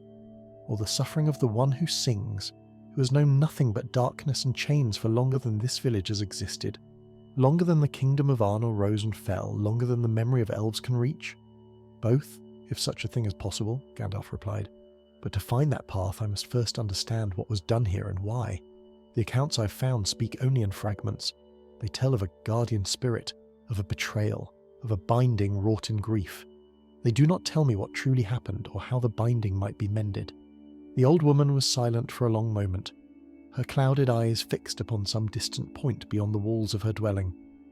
When she spoke again, her voice had changed, taking on a cadence that suggested the recitation of tales learned in childhood and carried through a lifetime of remembering. "In the age before ages," she began, "when the world was young and the great lamp still lit the sky, there dwelt beside this water a people who have no name in any tongue still spoken. They were neither elf nor man nor dwarf, but something older, something that arose from the first mingling of water and stone when the Valar shaped the bones of the earth. They were wise in ways that have been forgotten, and they knew the secret names of streams and springs, of rain and mist and the deep cold currents that flow beneath the mountains." She paused to sip from her steaming bowl, and Gandalf waited in patient silence. Outside, the singing seemed to grow louder, pressing against the walls of the dwelling like a living thing seeking entrance. "The spirit they called the Keeper of the Deep," the old woman continued. "It was born from the mere itself, a consciousness that emerged from the waters as naturally as fish or weed. The people loved it, and it loved them in return. It filled their nets with silverfish and calmed the storms that swept down from the peaks. It sang to their children and taught their wise ones the secrets of the currents. For countless generations they lived together in harmony, and the mere was a place of joy." "What changed?" Gandalf asked softly. The old woman's face darkened, her wrinkles deepening into crevasses of ancient grief. The shadow came, not Morgoth himself, but one of his servants, a thing of corruption and whispers that crept into the hearts of the people and turned them against one another. It promised them power, promised them dominion over the waters that had always been their partner rather than their servant, and in their pride they listened. She fell silent again, and when she resumed, her voice trembled with emotion that centuries of the distance had not dimmed. "They sought to bind the Keeper, to chain its will to their own so that they might command the waters as a master commands a slave. They wove songs of compulsion, forged chains from metals pulled from the deep places where light had never touched. And when the Keeper resisted, when it cried out in betrayal and confusion, they bound it all the more tightly, convincing themselves that its protests were merely the stubbornness of a beast that did not understand its proper place." "And the Shadow's servant," Gandalf prompted. "Laughed and departed. its work complete, for the binding did not function as the people had intended. The keeper, imprisoned and betrayed by those it had loved, went mad with grief. Its consciousness fractured, scattering like light through a broken crystal. What remained was not the benevolent guardian it had once been, but something wounded and desperate, something that reached out blindly for the connection it had lost. One by one, it called to the people who had betrayed it, and one by one they walked into the water, drawn by the echo of the love they had destroyed. The old woman's eyes met Gandalf's, and despite her blindness, he felt the weight of her gaze upon his soul. Within a generation they were gone, all of them. Only the keeper remained, alone in its prison singing its grief to empty shores. And so it has remained through all the ages since, occasionally touching the minds of those who dwell too near, occasionally calling them to join it in the depths. We are not the first village to suffer its hunger, wizard. We will not be the last. Gandalf absorbed this tale in heavy silence. The tragedy of it was almost too vast to comprehend. An entire people destroyed not by external enemy but by their own corruption, their own willingness to betray that which had given them only love. And the keeper itself, transformed from guardian to monster by the very people it had sought to protect. Is there nothing in your traditions about how the binding might be broken, he asked at last? Or how the keeper might be healed rather than merely restrained? The old woman shook her head slowly.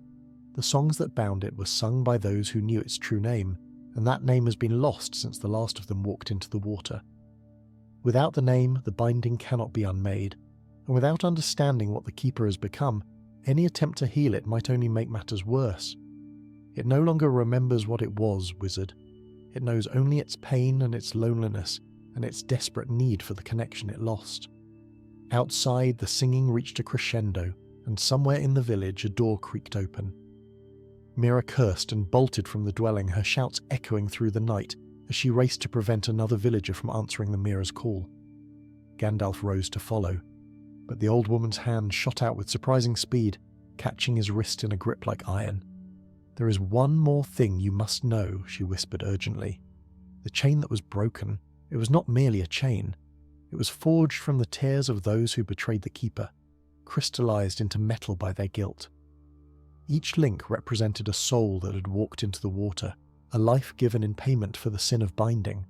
When Uldric's son broke that link, he released one of those souls back into the world." Gandalf's eyes widened with sudden understanding. The singing has grown stronger because the binding has grown weaker. Yes, and with each soul that walks into the Mere now, another link is added to the chain, but these are not willing sacrifices born of guilt and repentance. They are victims taken by force. Their souls do not strengthen the binding. They feed the Keeper's hunger, giving it power it never possessed before. The wizard pulled free of her grip and strode toward the door, his mind racing with the implications of what he'd learned. Behind him, the old woman called out one final warning. "Be careful, Gandalf the Grey. The Keeper remembers love, even if it has forgotten how to give it, and there is nothing more dangerous in all the world than love that has been twisted into need." Gandalf emerged from the old woman's dwelling into a night transformed by the Keeper's song. The air itself seemed to vibrate with the wordless melody, each note pressing against his consciousness like fingers seeking purchase on a sheer cliff face.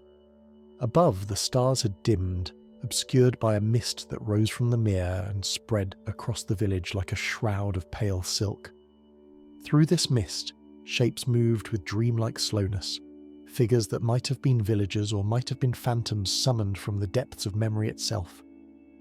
He spotted Mira immediately, struggling with a young man who moved with the terrible certainty of a sleepwalker.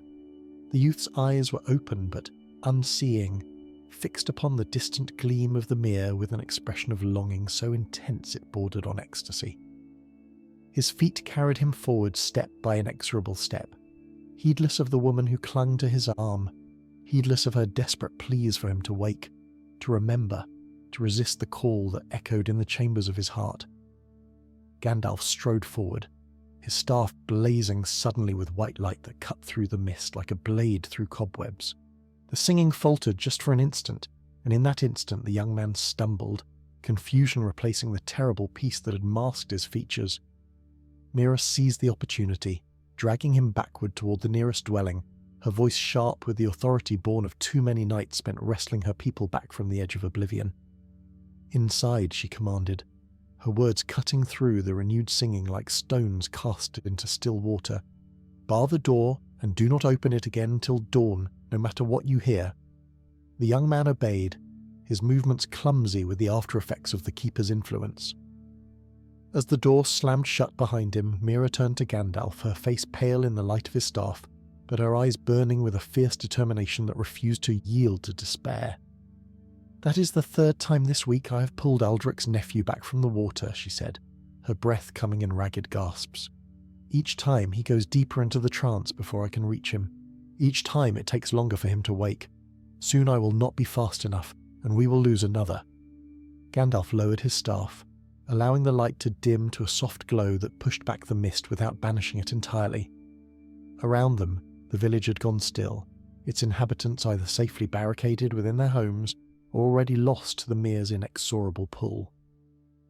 The singing continued unabated, but it seemed to the wizard that its tone had changed, shifting from the desperate longing he had felt before to something that approached curiosity.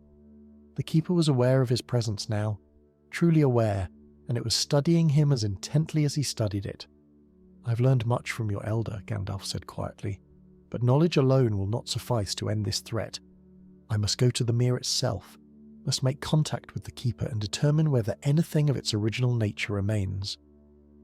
If there is still some fragment of the Guardian it once was, buried beneath the madness and the hunger, then perhaps it can be reached.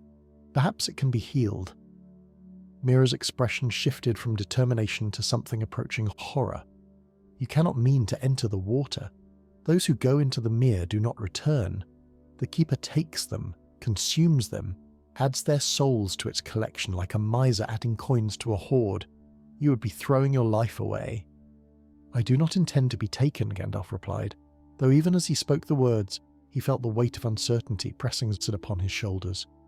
"The Keeper is powerful, more powerful than anything I have faced in many long years, but it is also wounded, and wounded things can sometimes be approached when healthy ones cannot. I must try, Mira. If I do not, your village will be empty within the month, and the Keeper's hunger will only grow." The woman stared at him for a long moment, her eyes searching his face for any sign of doubt or deception. Finding neither, she nodded slowly, her shoulders slumping with the exhaustion of one who has fought too long against impossible odds. "Then I will not try to stop you," she said. "But know this, wizard, if you fail, if the Keeper takes you as it has taken so many others, we will not mourn you. We have no tears left for strangers, however well-intentioned. We have barely enough left for our own." With those words, she turned and walked toward her own dwelling, her form growing indistinct as the mist closed around her. Gandalf watched her go, then turned his gaze toward the Mere, toward the source of the singing that had not ceased for even a moment since full darkness fell. He walked alone through the empty streets of Merival, past shuttered windows and barred doors, past gardens left untended, and fishing nets hung out to dry that would never be cast again. The mist thickened as he approached the water's edge, until he could see no more than a few feet in any direction. Yet his other senses remained sharp, and through them he perceived the presence of the Keeper more clearly than ever before. It was vast beyond comprehension, consciousness that had grown and spread through the mere-like roots through soil, touching every drop of water, every stone upon the bottom, every creature that swam in the depths. Once this vastness might have been magnificent, a testament to the profound connection between spirit and element that had characterized the elder days of the world. Now it was twisted, fragmented, a shattered mirror reflecting 1,000 distorted images of what had once been whole. Gandalf halted at the water's edge, his feet inches from the lapping waves that whispered against the shore. The singing grew louder here, overwhelming in its intensity, yet he did not retreat. Instead, he planted his staff firmly in the soft earth and spoke in a voice that carried power far beyond its volume. "Keeper of the Deep, I am Gandalf, servant of the secret fire, wielder of the flame of Anor. I have not come to bind you or to harm you. I have come to understand, and if understanding permits, to heal. Will you speak with me?" For a heartbeat, the singing ceased entirely. The silence that followed was so profound that Gandalf could hear his own blood rushing through his veins, could hear the distant beating of his heart. Then, from the depths of the mere, a voice arose. It was not a voice in the way that mortals understood voices. It did not travel through the air to reach his ears. Instead, it resonated directly within his mind, a sensation both intimate and invasive, like the touch of a stranger in a darkened room. The words it spoke were not words at all, but impressions, emotions, fragments of memory that Gandalf's consciousness translated into something approaching language. "You come with light." The keeper's thought brushed against his own, curious and wary in equal measure. The others came with light once. They came with love and laughter and songs that made the water dance. Then they came with chains. "I carry no chains," Gandalf replied, projecting his thoughts outward as he would speak aloud. "I carry only questions and the hope that answers might ease your suffering." Suffering. The word echoed through the keeper's consciousness, reverberating like a stone cast into a deep well. Yes, there is suffering. There has always been suffering. I remember when there was something else, something that came before the suffering, but the memory is like light through deep water. It fades before I can grasp it. Gandalf felt the keeper's attention focus more intently upon him, felt the weight of its ancient and fractured mind pressing against his defences. It was testing him, he realised, probing for weakness, for any sign that he might be manipulated as easily as the villagers it had claimed. "You loved them," he said gently. "The people who lived upon your shores. You loved them, and they betrayed you." The response that came was not words, but a wave of emotion so powerful that Gandalf staggered backward, nearly losing his footing on the muddy shore. Grief and rage and bewilderment crashed against his consciousness like breakers against a cliff, threatening to sweep away his sense of self in their terrible intensity. Through it all, he perceived fragments of memory, not his own but the keeper's, images of a time when the mere had been bright with laughter and song, when the people had come to its shores not to fish but to commune, to share in a bond that transcended the boundaries between spirit and flesh. And then the corruption, insidious and patient, turning love to possession, partnership to dominion, the forging of the chains, the singing of the binding songs, the keeper's desperate cries for understanding met only with cold determination, and finally, the long darkness, the endless years of imprisonment while above, upon the shores that had once rung with shared joy, the betrayers walked one by one into the water, drawn by guilt they could not escape, adding their souls to the chains that bound the very being they had wronged. "I remember now," the keeper whispered, and its voice was the voice of the mere itself, ancient and sorrowful and terribly, desperately alone. "I remember love, and I remember how love died." Gandalf stood upon the shore as the keeper's grief washed over him in waves, each crest bringing new fragments of memory, new shards of a consciousness that had been whole before the weight of betrayal shattered it into 1,000 pieces. He did not resist the flood, did not attempt to shield himself from the raw emotion that poured from the depths. Instead, he opened himself to it, allowing the keeper to see that he understood, that he acknowledged the magnitude of the wrong that had been done. Slowly, gradually, the torrent subsided. The keeper withdrew slightly, its presence still vast and overwhelming, but no longer pressing against Gandalf's mind with quite the same desperate intensity. In the space that remained, something like conversation became possible. "You have suffered greatly," Gandalf said, his thoughts shaped with deliberate care. "No being should endure what was done to you. But the people who wronged you are gone now, long gone, dust upon the wind for more ages than I can count. Those who dwell upon your shores today are not your betrayers. They are innocent, and they are dying because your pain reaches out to them in the darkness." The keeper's response came slowly, as though it struggled to form coherent thoughts from the chaos of its fractured mind. "They hear me singing. They come to me. They are warm, so warm, and when they enter the water, I am not alone anymore." For a moment, just a moment, the emptiness recedes. Is that not what love is? The ending of emptiness? Gandalf felt his heart clench at the terrible simplicity of the keeper's reasoning. It did not understand what it was doing, not truly. The madness of its long imprisonment had stripped away its capacity for moral comprehension, leaving only the raw need for connection and the memory of how that connection had once been achieved. It reached out because reaching out was all it remembered how to do, and when the villagers responded, When they walked into the water and surrendered themselves to its embrace, it experienced something that felt to its damaged consciousness like the love it had lost. "What you feel is not love," Gandalf replied gently. "Love does not consume. Love does not take without giving. What you experience when you draw others into your depths is a shadow of what once was, a pale imitation that leaves both you and your victims diminished. The warmth you seek cannot be found this way. It can only be found through healing, through the restoration of what was broken within you." The Keeper was silent for a long moment, and Gandalf sensed it turning his words over in its mind, examining them from angles that a mortal consciousness could not have conceived. When it spoke again, its voice carried a note of confusion that bordered on anguish. "I do not know how to be healed. I do not remember what I was before the chains. The binding songs took everything from me, wizard. They took my name, my purpose, my understanding of what I was meant to be. All that remains is the hunger and the loneliness and the singing that brings others to share my darkness. If you take that away, what will be left of me?" It was the question Gandalf had feared, the question that had no easy answer. To heal the Keeper would require more than simply breaking its chains or restoring its fragmented consciousness. It would require giving it something to replace the twisted purpose that had sustained it through the long ages of imprisonment.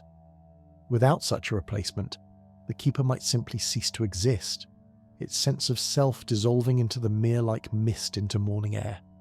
"I cannot promise that healing will not change you," Gandalf admitted. "I cannot promise that you will recognize yourself when the process is complete. But I can promise that what you become will be better than what you are now. The love you remember, the connection you crave, these things are still possible, but only if you are willing to release what you have become and embrace what you might yet be." The Keeper considered this, its vast consciousness rippling with uncertainty. Around Gandalf, the mist began to shift, swirling in patterns that reflected the spirit's inner turmoil. The singing that had quieted during their exchange now rose again, but its tone had changed. Where before it had been desperate and grasping, now it carried a note of questioning, as though the Keeper were asking itself whether the wizard's words might hold truth. "How would you heal me?" it asked at last.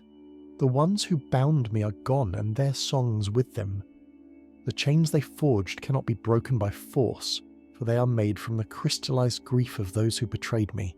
Each link represents a soul that walked into my waters, a life given in payment for sin.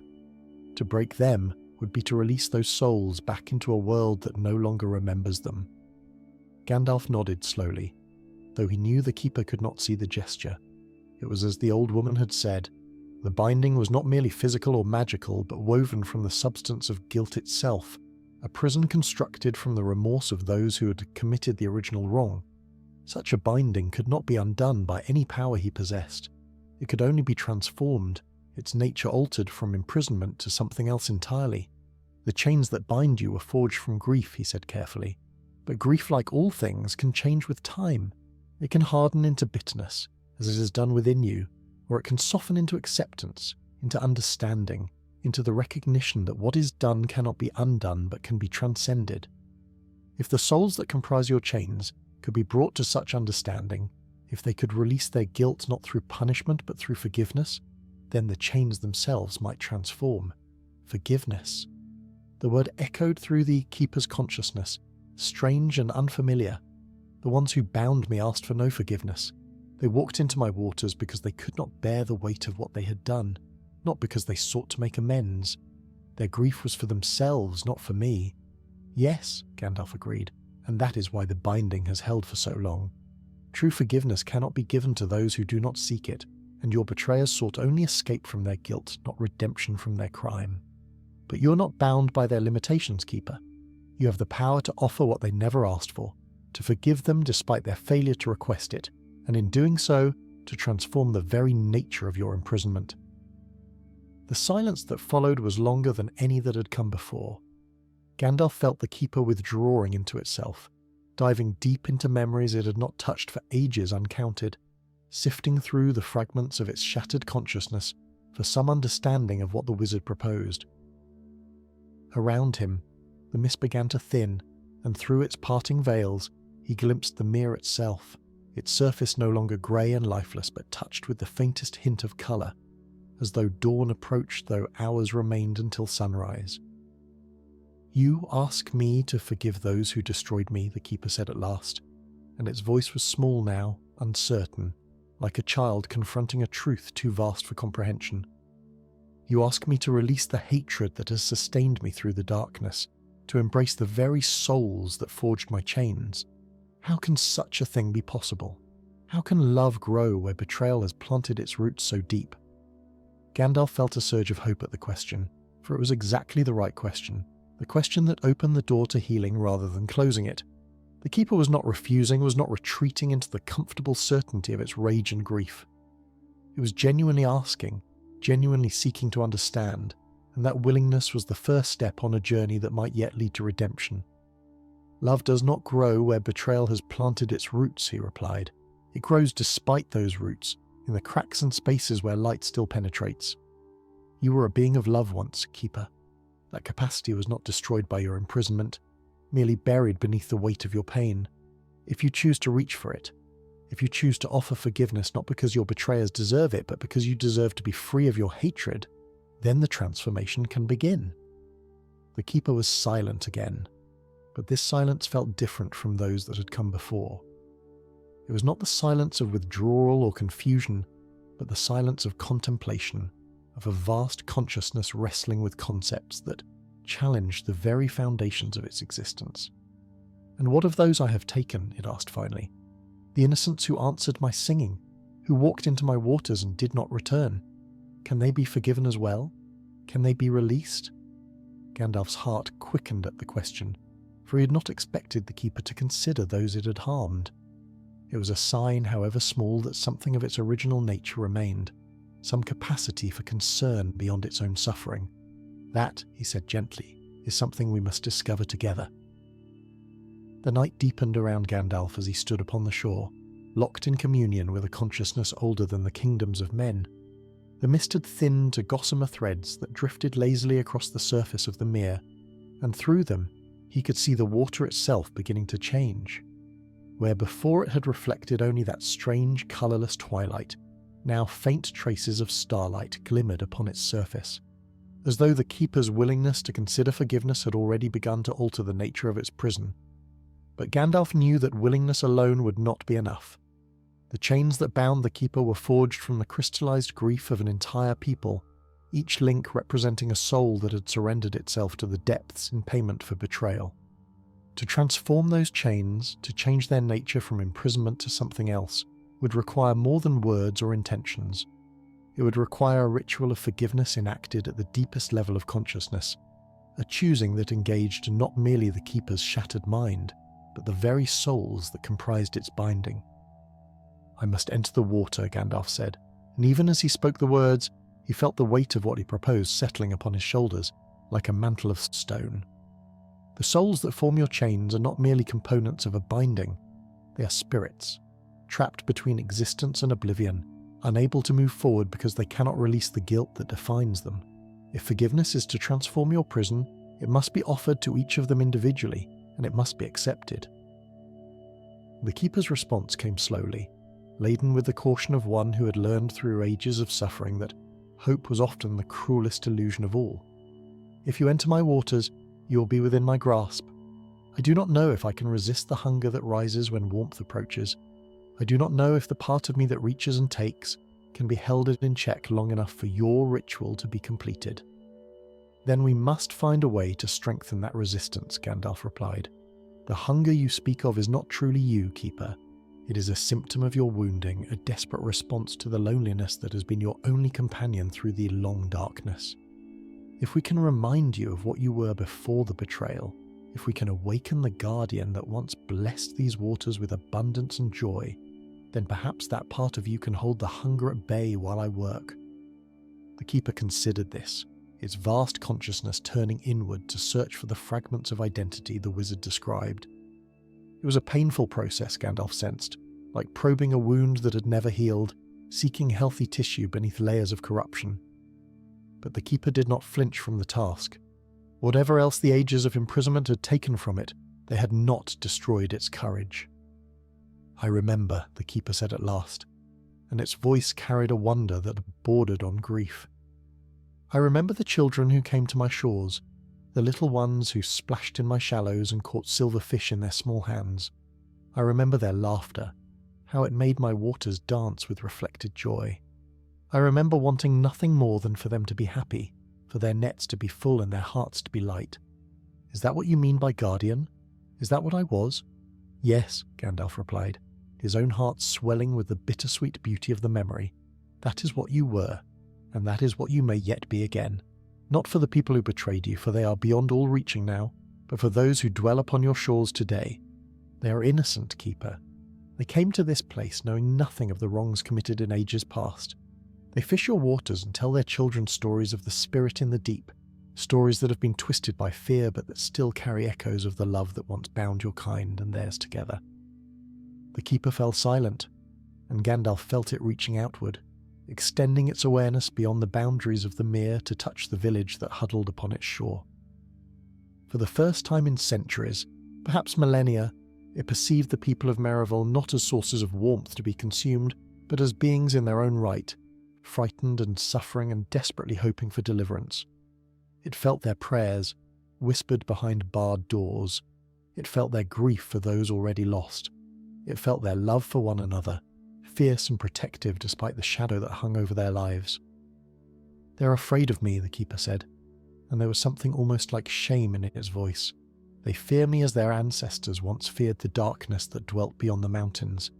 I have become the very thing my people sought to protect them from. Fear can be transformed, just as grief can be transformed, Gandalf replied. It begins with a choice, a single moment of turning away from what has been and toward what might yet be. Are you willing to make that choice, Keeper? Are you willing to hold back the hunger long enough for me to reach the souls that form your chains?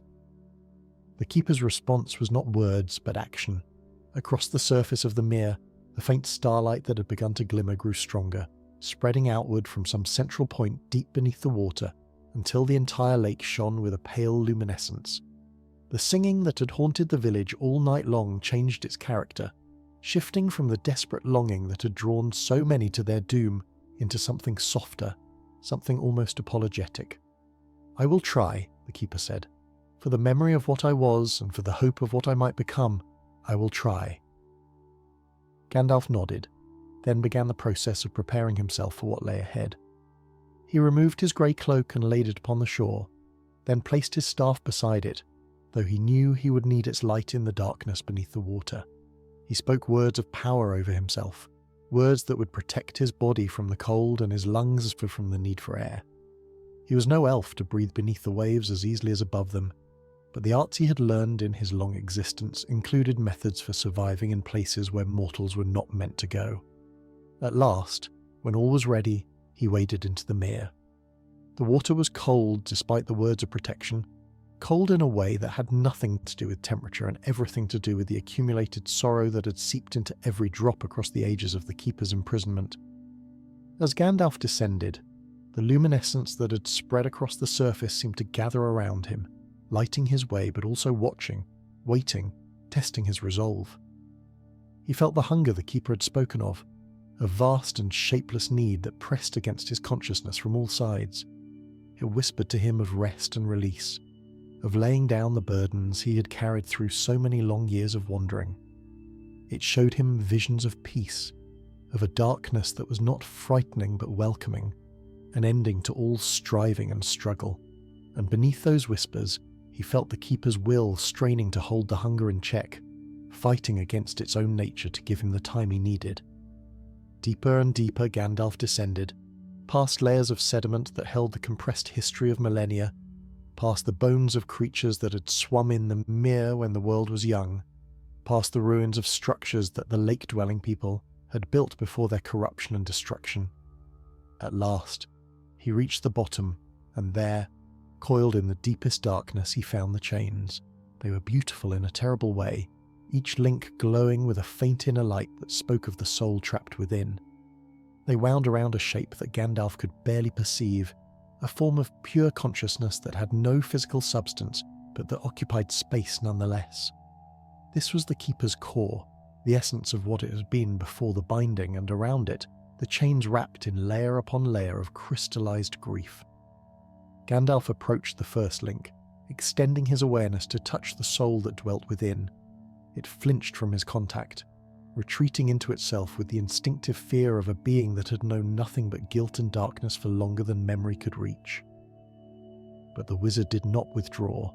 Instead, he opened himself fully, allowing the soul to see everything he was, everything he had done, every failure and triumph of his long existence.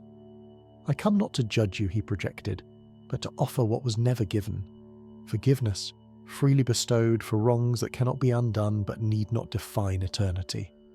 The soul trembled within its prison of crystallized grief, and somewhere far above, upon the surface of the mere, the first light of dawn began to break.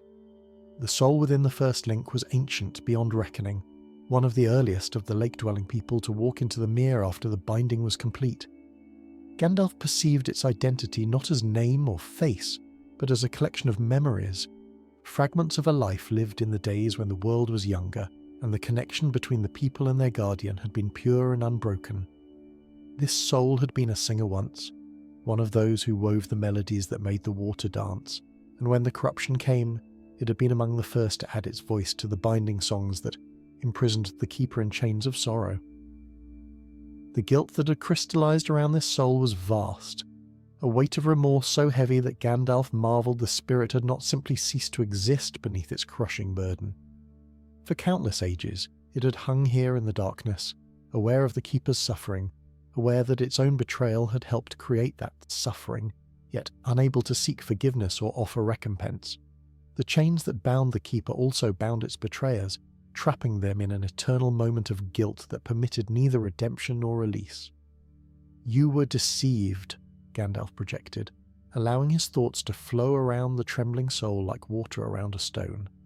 "The shadow that corrupted your people was cunning beyond your understanding, and it exploited the very love you bore for your guardian. You believed you were protecting your community, ensuring its prosperity for generations to come. The wrong you committed was born from twisted intention, not malice." The soul stirred within its prison, and Gandalf felt it reaching tentatively toward his offered understanding. For so long it had known nothing but condemnation, the endless accusation of its own conscience, the weight of a crime that could never be absolved. The concept of forgiveness was almost beyond its comprehension, a light glimpse through darkness so profound that the soul had forgotten light existed. "I cannot forgive myself," the soul whispered, its voice barely a tremor in the depths. "I remember the keeper's cry when the chains first took hold, the confusion and betrayal in its call.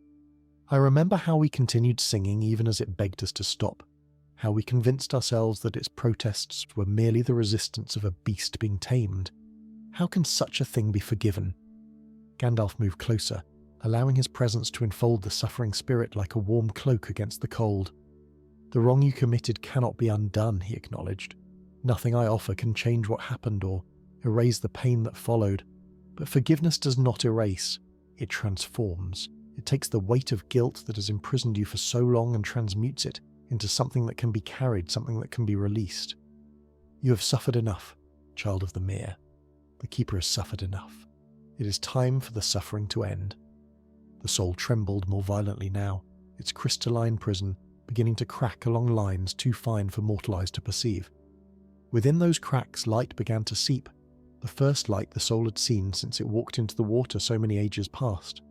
It was Gandalf's light, the flame of Anor that he bore as servant of the secret fire, and where it touched the crystallized grief, transformation began. "If I accept this forgiveness," the soul asked, its voice growing stronger as hope kindled within it for the first time in millennia, "what becomes of me? Do I simply cease to exist, scattered like mist before the dawn?" Gandalf considered the question carefully, for he did not know the answer with certainty. The souls that comprised the chains existed in a state beyond his full understanding, trapped between the world of the living and whatever lay beyond. If the chains transformed, if the guilt that had crystallized into links of binding became something else entirely, there was no way to predict what would happen to the spirits bound within. "I cannot promise you what lies beyond," he admitted. "I can only promise that whatever awaits will be better than this eternal imprisonment. You were a singer once, a weaver of melodies that brought joy to all who heard. Perhaps, released from your chains, you will find new songs to sing. Perhaps you will simply find peace. Either way, you will be free." The soul was silent for a long moment, and Gandalf felt it wrestling with the choice before it. To accept forgiveness was to release the identity it had worn for so long, the definition of itself as betrayer and prisoner. What would remain when that definition fell away? Would there be anything left, any core of being that could survive the transformation? And then, with a choice that echoed through the depths like the first note of a song long forgotten, the soul accepted. The crystalline prison shattered, not violently but gently, like ice melting under the first touch of spring. The light that had seeped through the cracks now blazed forth, pure and clean, and within that light Gandalf glimpsed the soul transformed. It was no longer a twisted thing of guilt and grief, but something bright and beautiful, a consciousness that remembered joy and love and the simple pleasure of singing songs that made the water dance. For just an instant the soul lingered, its gratitude washing over Gandalf like a wave of warmth in the cold depths. Then it rose, ascending through the water toward the surface far above, toward a destiny that lay beyond the wizard's sight. One link of the chains had been transformed. Thousands more remained. Gandalf moved to the next link, and the next, and the next, offering the same forgiveness to each trapped soul, the same understanding, the same release. Some accepted readily, their guilt worn so thin by the ages that forgiveness broke through with barely a touch. Others resisted, clinging to their identities as betrayers because they knew nothing else, terrified of what lay beyond the prison that had defined their existence for so long. For these, Gandalf took more time, sharing with them not just his own understanding but the Keeper's as well. He showed them that the being they had wronged was itself seeking transformation, was reaching toward forgiveness rather than revenge. He showed them the village on the shore, the innocent people who would die if the chains remained as they were, the children who would grow up in fear of the water that should have been their heritage and blessing. One by one, the resistant souls yielded. One by one, the links transformed. As dawn broke fully over the mere, its light penetrating even to the depths where Gandalf worked, something began to change in the nature of the binding itself. The chains that had wrapped so tightly around the Keeper's core began to loosen, not breaking but reshaping, their crystalline structure shifting from imprisonment to something else entirely. Where before they had constrained and confined, now they began to support and protect, cradling the Keeper's wounded consciousness rather than crushing it. And the Keeper itself began to change as well. Gandalf felt its awareness shifting, the fragmented shards of its identity beginning to draw together like droplets of water flowing toward a common centre. The hunger that had pressed against him since he entered the Mere gradually receded, replaced by something that felt almost like wonder, almost like hope. "The souls you are releasing," the Keeper said, its voice clearer now than it had been at any point during their communication. "I can feel them as they rise. They're not angry anymore. They're not afraid. What have you done to them?" "I've offered them what you will soon offer yourself," Gandalf replied, pausing in his work to look up at the vast presence that surrounded him. Forgiveness. Not the erasure of wrong, but the transformation of it. They were bound to you by guilt, and that guilt has now become something else. A recognition of wrong coupled with a willingness to move forward. They go now to whatever awaits them beyond this world, and they go freely, without the weight that has held them here for so long. The Keeper was silent, processing this information with a consciousness that was still fragmented but growing more coherent by the moment. Around Gandalf, the remaining links of the chains began to glow more brightly, as though the souls within them sensed what was happening to their fellows and reached toward the same liberation. But even as hope kindled in the depths, Gandalf became aware of a complication he had not anticipated. Some of the links were newer than the others, their crystalline structure less ancient, their trapped souls more recently imprisoned. These were not the original betrayers, but the villagers of Merivala, the innocents who had walked into the Mere in response to the Keeper's singing over the past months and years. Their guilt was different, not the guilt of betrayal, but the guilt of surrender, of having chosen the peace of the depths over the struggle of continued existence. And their presence in the chains had changed the binding's nature, had given it power it was never meant to possess. Gandalf looked upon these newer links with troubled eyes, knowing that the ritual of forgiveness might not work the same way for souls who had committed no wrong against the Keeper, only against themselves and those who loved them. This complication would require a different approach entirely. Gandalf turned his attention to the newer links, those that glowed with a different quality of light than their ancient counterparts. Where the original chains had pulsed with the cold luminescence of crystallized guilt, these newer additions shimmered with something warmer, something that spoke not of betrayal, but of longing, of surrender, of the desperate need for peace that had driven the villagers of Mere Valley to answer the Keeper's call. He approached the nearest of these links and extended his awareness toward the soul within. It flinched from his touch, as the others had done, but its withdrawal felt different, coloured not by guilt but by shame. This soul remembered walking into the water, remembered the relief of letting go, remembered the faces of those it had left behind growing distant and blurred as the depths closed overhead. It had not been deceived or corrupted, it had simply been tired, so tired of fighting against the singing that promised rest, and in a moment of weakness it had chosen to stop fighting. The soul's identity resolved itself as Gandalf drew closer. It had been a man in life, a fisherman like so many in Mere Valley, with a wife and 3 children who waited still upon the shore for a father who would never return. He had walked into the mere 3 weeks past, on a night when the singing had been particularly strong and his resistance particularly weak. Now he hung in the darkness, bound not by guilt for some ancient wrong, but by the knowledge that his surrender had added to the Keeper's power, had strengthened the very chains that imprisoned both spirit and soul alike. "You did not betray the Keeper," Gandalf said gently, allowing his thoughts to wrap around the suffering spirit like a comforting embrace. "You were its victim, not its enemy. The forgiveness I offer to the Ancient Ones does not apply to you, for you have done nothing that requires forgiveness." The soul stirred, and Gandalf felt its confusion mingling with its shame. "Then why am I here?" it asked.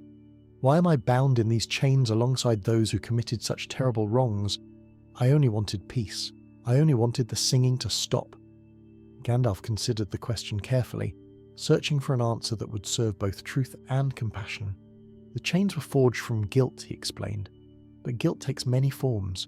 The Ancient Ones felt guilt for what they had done. You feel guilt for what you failed to do, for the choice you made when you walked into the water, for the family you left behind. That guilt, though different in nature, resonates with the binding structure. It has become part of the chains, adding to their strength even as it traps you here."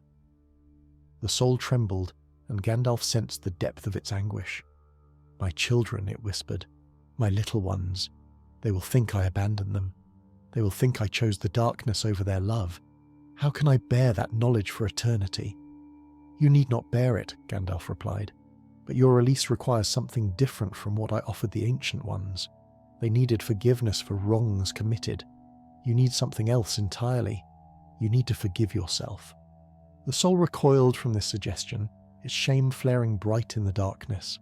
"How can I forgive myself for leaving them? How can I forgive such weakness, such failure? I was their father. I should have been stronger. I should have resisted." Gandalf allowed the soul's anguish to wash over him without resistance, acknowledging its pain while refusing to be overwhelmed by it. "You are mortal," he said simply, "mortal and weary and facing a power that has drawn countless others to the same fate. The weakness you condemn in yourself is simply the nature of the flesh, the limitations that all who wear bodies must eventually confront. You did not fail your children through malice or neglect. You failed them because you were pushed beyond what any mortal mind should have been asked to endure." The words hung in the darkness between them, and Gandalf felt the soul wrestling with their implications. It wanted to believe, wanted desperately to release the shame that bound it here, but the habit of self-condemnation was strong, reinforced by weeks of imprisonment in the depths where no other voice had reached. And then, from somewhere above, another voice joined the conversation. It was faint, barely a whisper carried through leagues of water and stone, but Gandalf recognized it immediately. It was the voice of a child, a little girl calling out in the darkness of her dreams, calling for the father who had walked into the mere and never returned. "Papa," the voice called, its anguish cutting through the depths like a blade of light. "Papa, please come home. We miss you. Mama cries every night. Please, Papa, please come back to us." The soul of the fisherman convulsed with grief, reaching toward that distant voice with desperate longing. "My little flower," it whispered. using the pet name it had given to its daughter in life. She still calls for me. After everything, she still believes I might return. She loves you, Gandalf said. They all love you. Not the perfect father you wish you had been, but the imperfect one you were. That love does not require you to have been strong. It only requires you to have been present, and for that presence to have mattered. Can you not see that your absence causes them pain, not because you failed them, but because you were precious to them? Can you not find in their grief the proof that you are worthy of love, even in your weakness?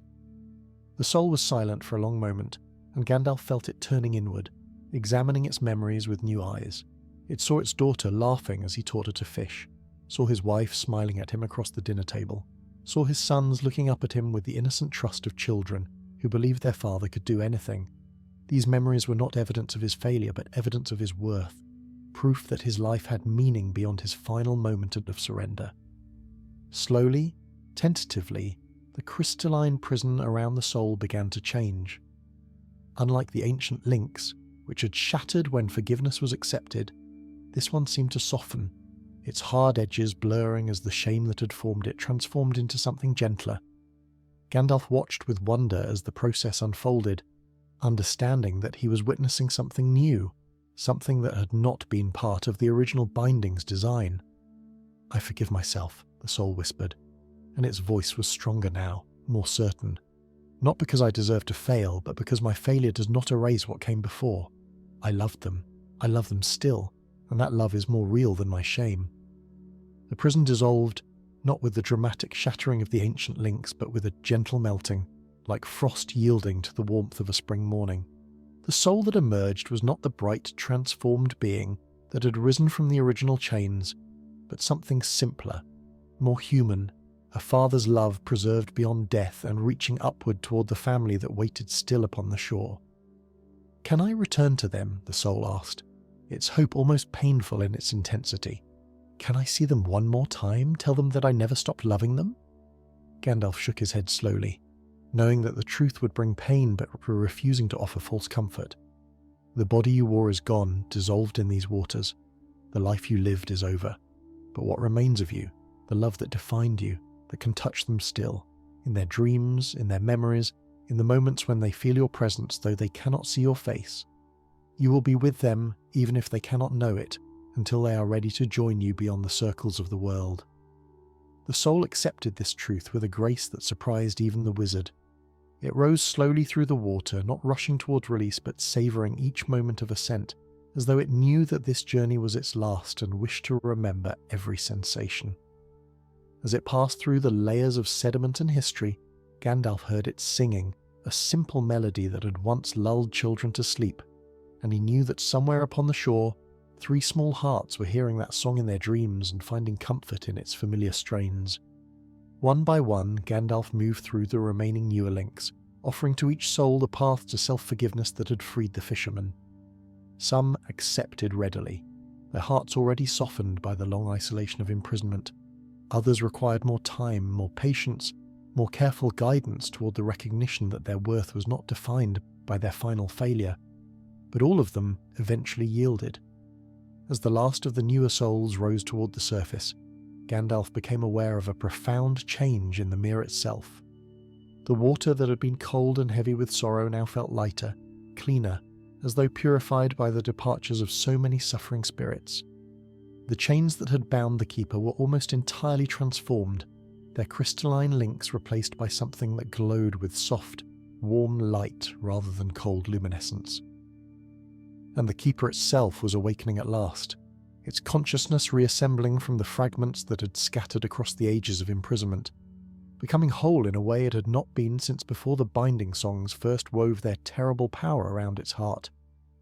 Gandalf turned to face the spirit he'd come to heal, knowing that the most difficult part of his task lay ahead. The Keeper's consciousness surrounded Gandalf now, vast and deep as the mere itself, no longer fragmented into 1,000 shattered pieces, but gathering together with the slow inevitability of water flowing downhill. The wizard could perceive its form more clearly than before, not a physical shape, but a presence that occupied the space between thought and matter, between memory and reality. It was ancient beyond comprehension, born in the first days of the world's making, and though the ages of imprisonment had wounded it terribly, the core of what it had been remained, buried but not destroyed. "Little wizard," the keeper said, and its voice was clearer now, carrying harmonics that spoke of depths and currents and the patient movement of water through stone. "You have freed the souls that bound me. You have transformed the chains that held me in darkness for so long, but I'm still wounded. I'm still broken. The madness that drove me to take the innocents, the hunger that could not be satisfied, these things have not vanished simply because their instruments have changed." Gandalf nodded slowly, understanding the truth of the keeper's words. The ritual of forgiveness had addressed the external binding, the chains forged from guilt and grief that had wrapped around the spirit's core for countless ages. But the internal damage, the fracturing of consciousness that had occurred when love turned to betrayal, that remained. The keeper might be free of its prison, but it was not yet healed. "The forgiveness I offered was not meant only for the souls in your chains," Gandalf replied, moving closer to the vast presence that surrounded him. "It was meant for you as well. You have harboured hatred for so long, Keeper. Hatred for those who betrayed you. Hatred for yourself for being weak enough to be betrayed. Hatred for the world that allowed such injustice to exist. That hatred has become part of your nature, woven into the fabric of your being. If you are to be truly healed, you must release it." The keeper was silent for a moment, its consciousness rippling with emotions too complex for mortal minds to fully comprehend. "I do not know if I can," it admitted at last. "The hatred you speak of has sustained me through the darkness. When there was nothing else, when the loneliness threatened to dissolve me entirely, the hatred remained. It gave me something to hold on to, something to define myself against. Without it, I do not know what I would be." Gandalf understood this fear all too well. He had seen it in countless beings throughout his long existence, the terror of releasing an identity forged in pain, even when that identity brought nothing but suffering. The hatred the keeper clung to was not a source of strength, but a cage of its own making, a prison as confining as the chains that had bound it from without. Yet recognizing this truth and acting upon it were two very different things. "May I show you something?" Gandalf asked, extending his consciousness toward the keepers with a deliberate care. "May I share with you a memory that might help you understand what I'm asking?" The keeper hesitated, its vast awareness withdrawing slightly from the wizard's offered touch. "Memories can be weapons," it said warily. "The ones who bound me used memories against me, showed me images of the love we had shared while they sang the songs that would imprison me forever. I do not easily trust such offerings now. This memory is my own," Gandalf assured it. "A moment from my existence, long before I came to these shores. It holds no power over you save the power of understanding. Will you receive it?" After a long pause, the keeper extended a tendril of consciousness toward Gandalf's mind, accepting the offered sharing. The wizard opened himself fully, allowing the spirit to perceive the memory he had chosen with perfect clarity. It was a moment from the Undying Lands, before Gandalf had taken on the grey robes and mortal form he now wore. He had stood in a garden of silver trees, speaking with one of the Great Ones, a being of such wisdom and compassion that even now its memory brought tears to the wizard's eyes. They had discussed the nature of forgiveness, the power it held to transform not just the forgiven but the forgiver, and the Great One had shared a truth that Gandalf had carried with him ever since. "Hatred is a chain," the Great One had said, its voice like music made visible. "It binds the hater as surely as any physical restraint. When we hate those who have wronged us, we give them power over our spirits that they could never have taken by force. The only way to break that chain is to release the hatred, not because those who wronged us deserve forgiveness, but because we deserve to be free." The memory faded, and Gandalf felt the keeper's consciousness processing what it had witnessed. There was silence in the depths for a long time, a silence that felt different from the oppressive weight that had characterized the Mere before. This silence was thoughtful, contemplative, the quiet of a being genuinely wrestling with concepts that challenged its understanding of itself and its place in the world. "The one who spoke to you," the keeper said at last. "It was very wise. But I'm not as strong as you, wizard. I have been wounded in ways that even your memory cannot fully comprehend. The betrayal I suffered was not a single act but a sustained assault, a gradual poisoning of everything I held dear. To release the hatred I bear toward those who wounded me so terribly, it feels like releasing myself. like letting go of the last thread that keeps me tethered to existence. Gandalf moved closer still, until his consciousness was nearly touching the Keeper's fractured core. "Perhaps that is exactly what is required," he said gently. "Not the release of yourself, but the release of what you have become. You were not always this wounded, hungry thing. You were a guardian once, a protector, a being of love and light that brought joy to all who dwelt upon your shores. That being is still within you, buried beneath the layers of pain and hatred. If you can release what has grown over it, if you can let go of the identity forged in betrayal, you might find that your true self has been waiting all along." The Keeper trembled, its vast consciousness shuddering with the effort of contemplation. Around Gandalf, the water of the mere began to churn, reflecting the spirit's inner turmoil. Currents that had been still for ages stirred to life, carrying with them sediment and memory, fragments of the past that had settled into the depths during the long years of imprisonment. And through that churning water, Gandalf began to perceive something he had not seen before. Deep within the Keeper's wounded consciousness, beneath all the layers of hatred and hunger and grief, there was a light. It was faint, barely a glimmer, but it was unmistakably present, a spark of the original spirit that had survived everything the ages had thrown against it. This was the guardian the lake-dwelling people had loved, the consciousness that had made the waters dance with joy and filled the nets with silver fish. This was what the Keeper could become again, if only it could find the courage to reach for it. "I see it," Gandalf breathed, wonder filling his voice. "I see what you truly are, Keeper. It is beautiful. It is worth saving. Will you trust me enough to reach for it?" The Keeper's consciousness focused inward, following the direction of Gandalf's perception until it too beheld the spark that dwelt at its core. The recognition that washed through it was overwhelming, a flood of memory and emotion that threatened to dissolve the barriers it had built around itself across the ages of imprisonment. "I remember," the Keeper whispered, and its voice was changed now, lighter and clearer than before. "I remember what it felt like to love without fear. I remember the joy of giving, the peace of protecting, the simple happiness of being needed. I had forgotten. For so long, I had forgotten." Gandalf felt the moment approaching, the pivot point upon which everything would turn. The Keeper stood at the threshold of transformation, one step away from releasing the hatred that had sustained it and embracing the love that had defined it before the betrayal. All it needed was the courage to take that step, to trust that what lay beyond was worth the pain of letting go. "Will you forgive them?" Gandalf asked, his voice soft but carrying the weight of ages. "Will you forgive those who betrayed you not because they deserve it, but because you deserve to be free of them at last?" The Keeper was silent for a long, terrible moment. Then, with a choice that echoed through the depths of the mere, like the first note of a song long forgotten, it answered. The word echoed through the depths of the mere like a stone cast into still water, spreading outward in ripples that touched every drop, every stone, every fragment of memory that had accumulated across the ages of imprisonment. Gandalf felt the transformation begin immediately, a releasing of tension so profound that it seemed the very fabric of the world shifted to accommodate it.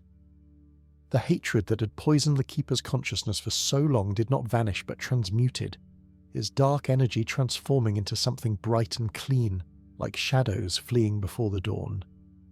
The Keeper's vast consciousness shuddered and contracted, drawing inward upon itself as the process of healing began in earnest.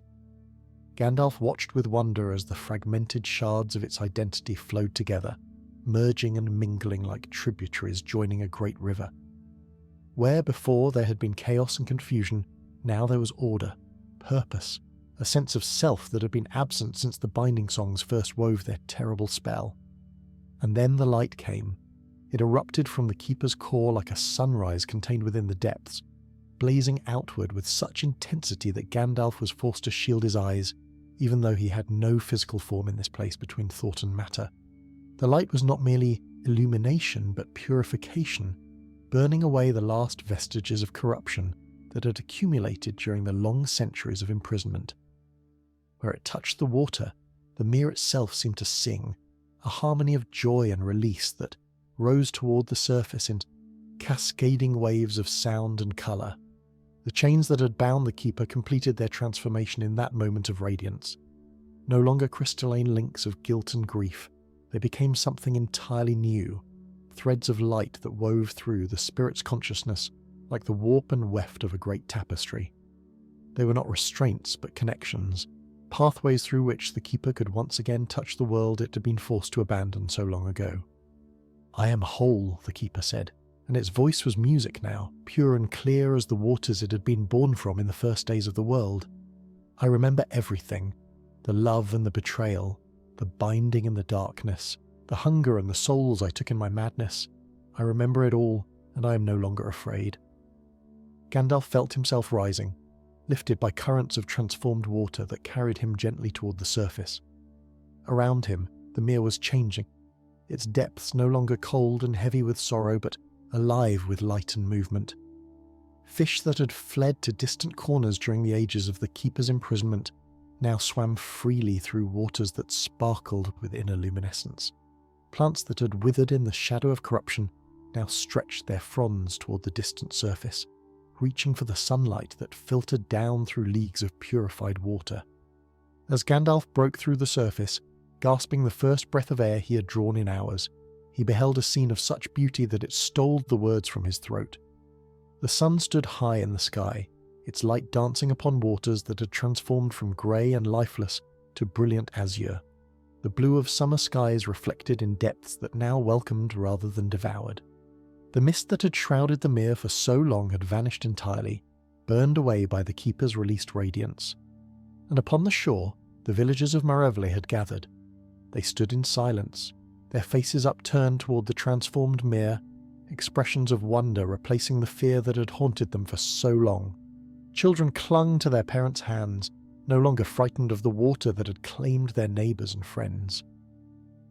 Mira stood at the front of the crowd, her weathered face wet with tears she did not bother to wipe away. Gandalf waded to the shore, his grey robes streaming water that no longer carried the chill of ancient sorrow.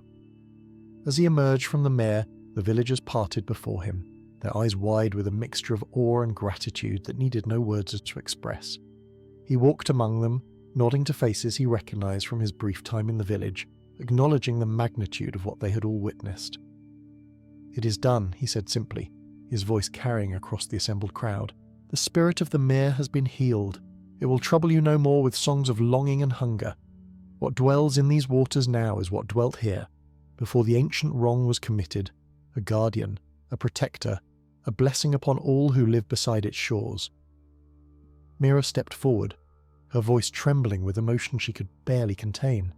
"And those who were taken, my husband's brother, my neighbour's daughter, all those who walked into the water and never returned."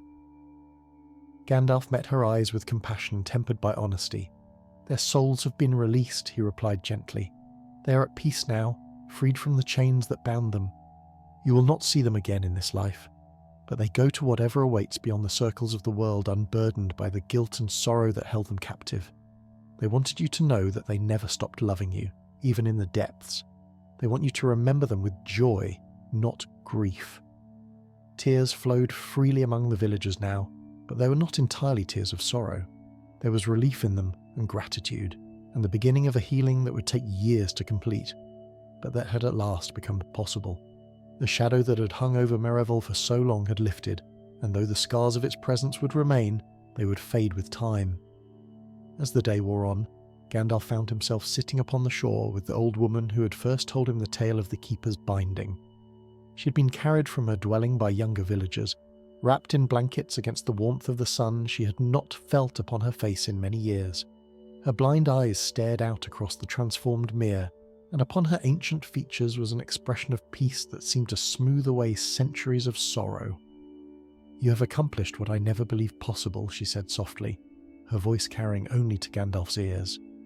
"You have healed a wound that was old when my grandmother's grandmother was young. How can we ever repay such a debt?" Gandalf smiled, filling his pipe with old Toby, though he did not light it. "You can tell the tale," he replied. "Tell it to your children and your children's children, that they might remember what was done here and why. The Keeper's story is not merely a history of betrayal and redemption, it is a lesson about the cost of turning love to domination, of seeking to control what should be cherished as partner and friend. If that lesson is remembered, If it prevents even one such tragedy from occurring elsewhere in Middle-earth, then the debt you speak of will be more than repaid." The old woman nodded slowly, her gnarled hands folded in her lap. "I will tell it," she promised. "Every night until my voice gives out, I will tell the tale of the Watcher in the Mere, of the wizard who came to heal what had been broken, and of the forgiveness that set both captor and captive free."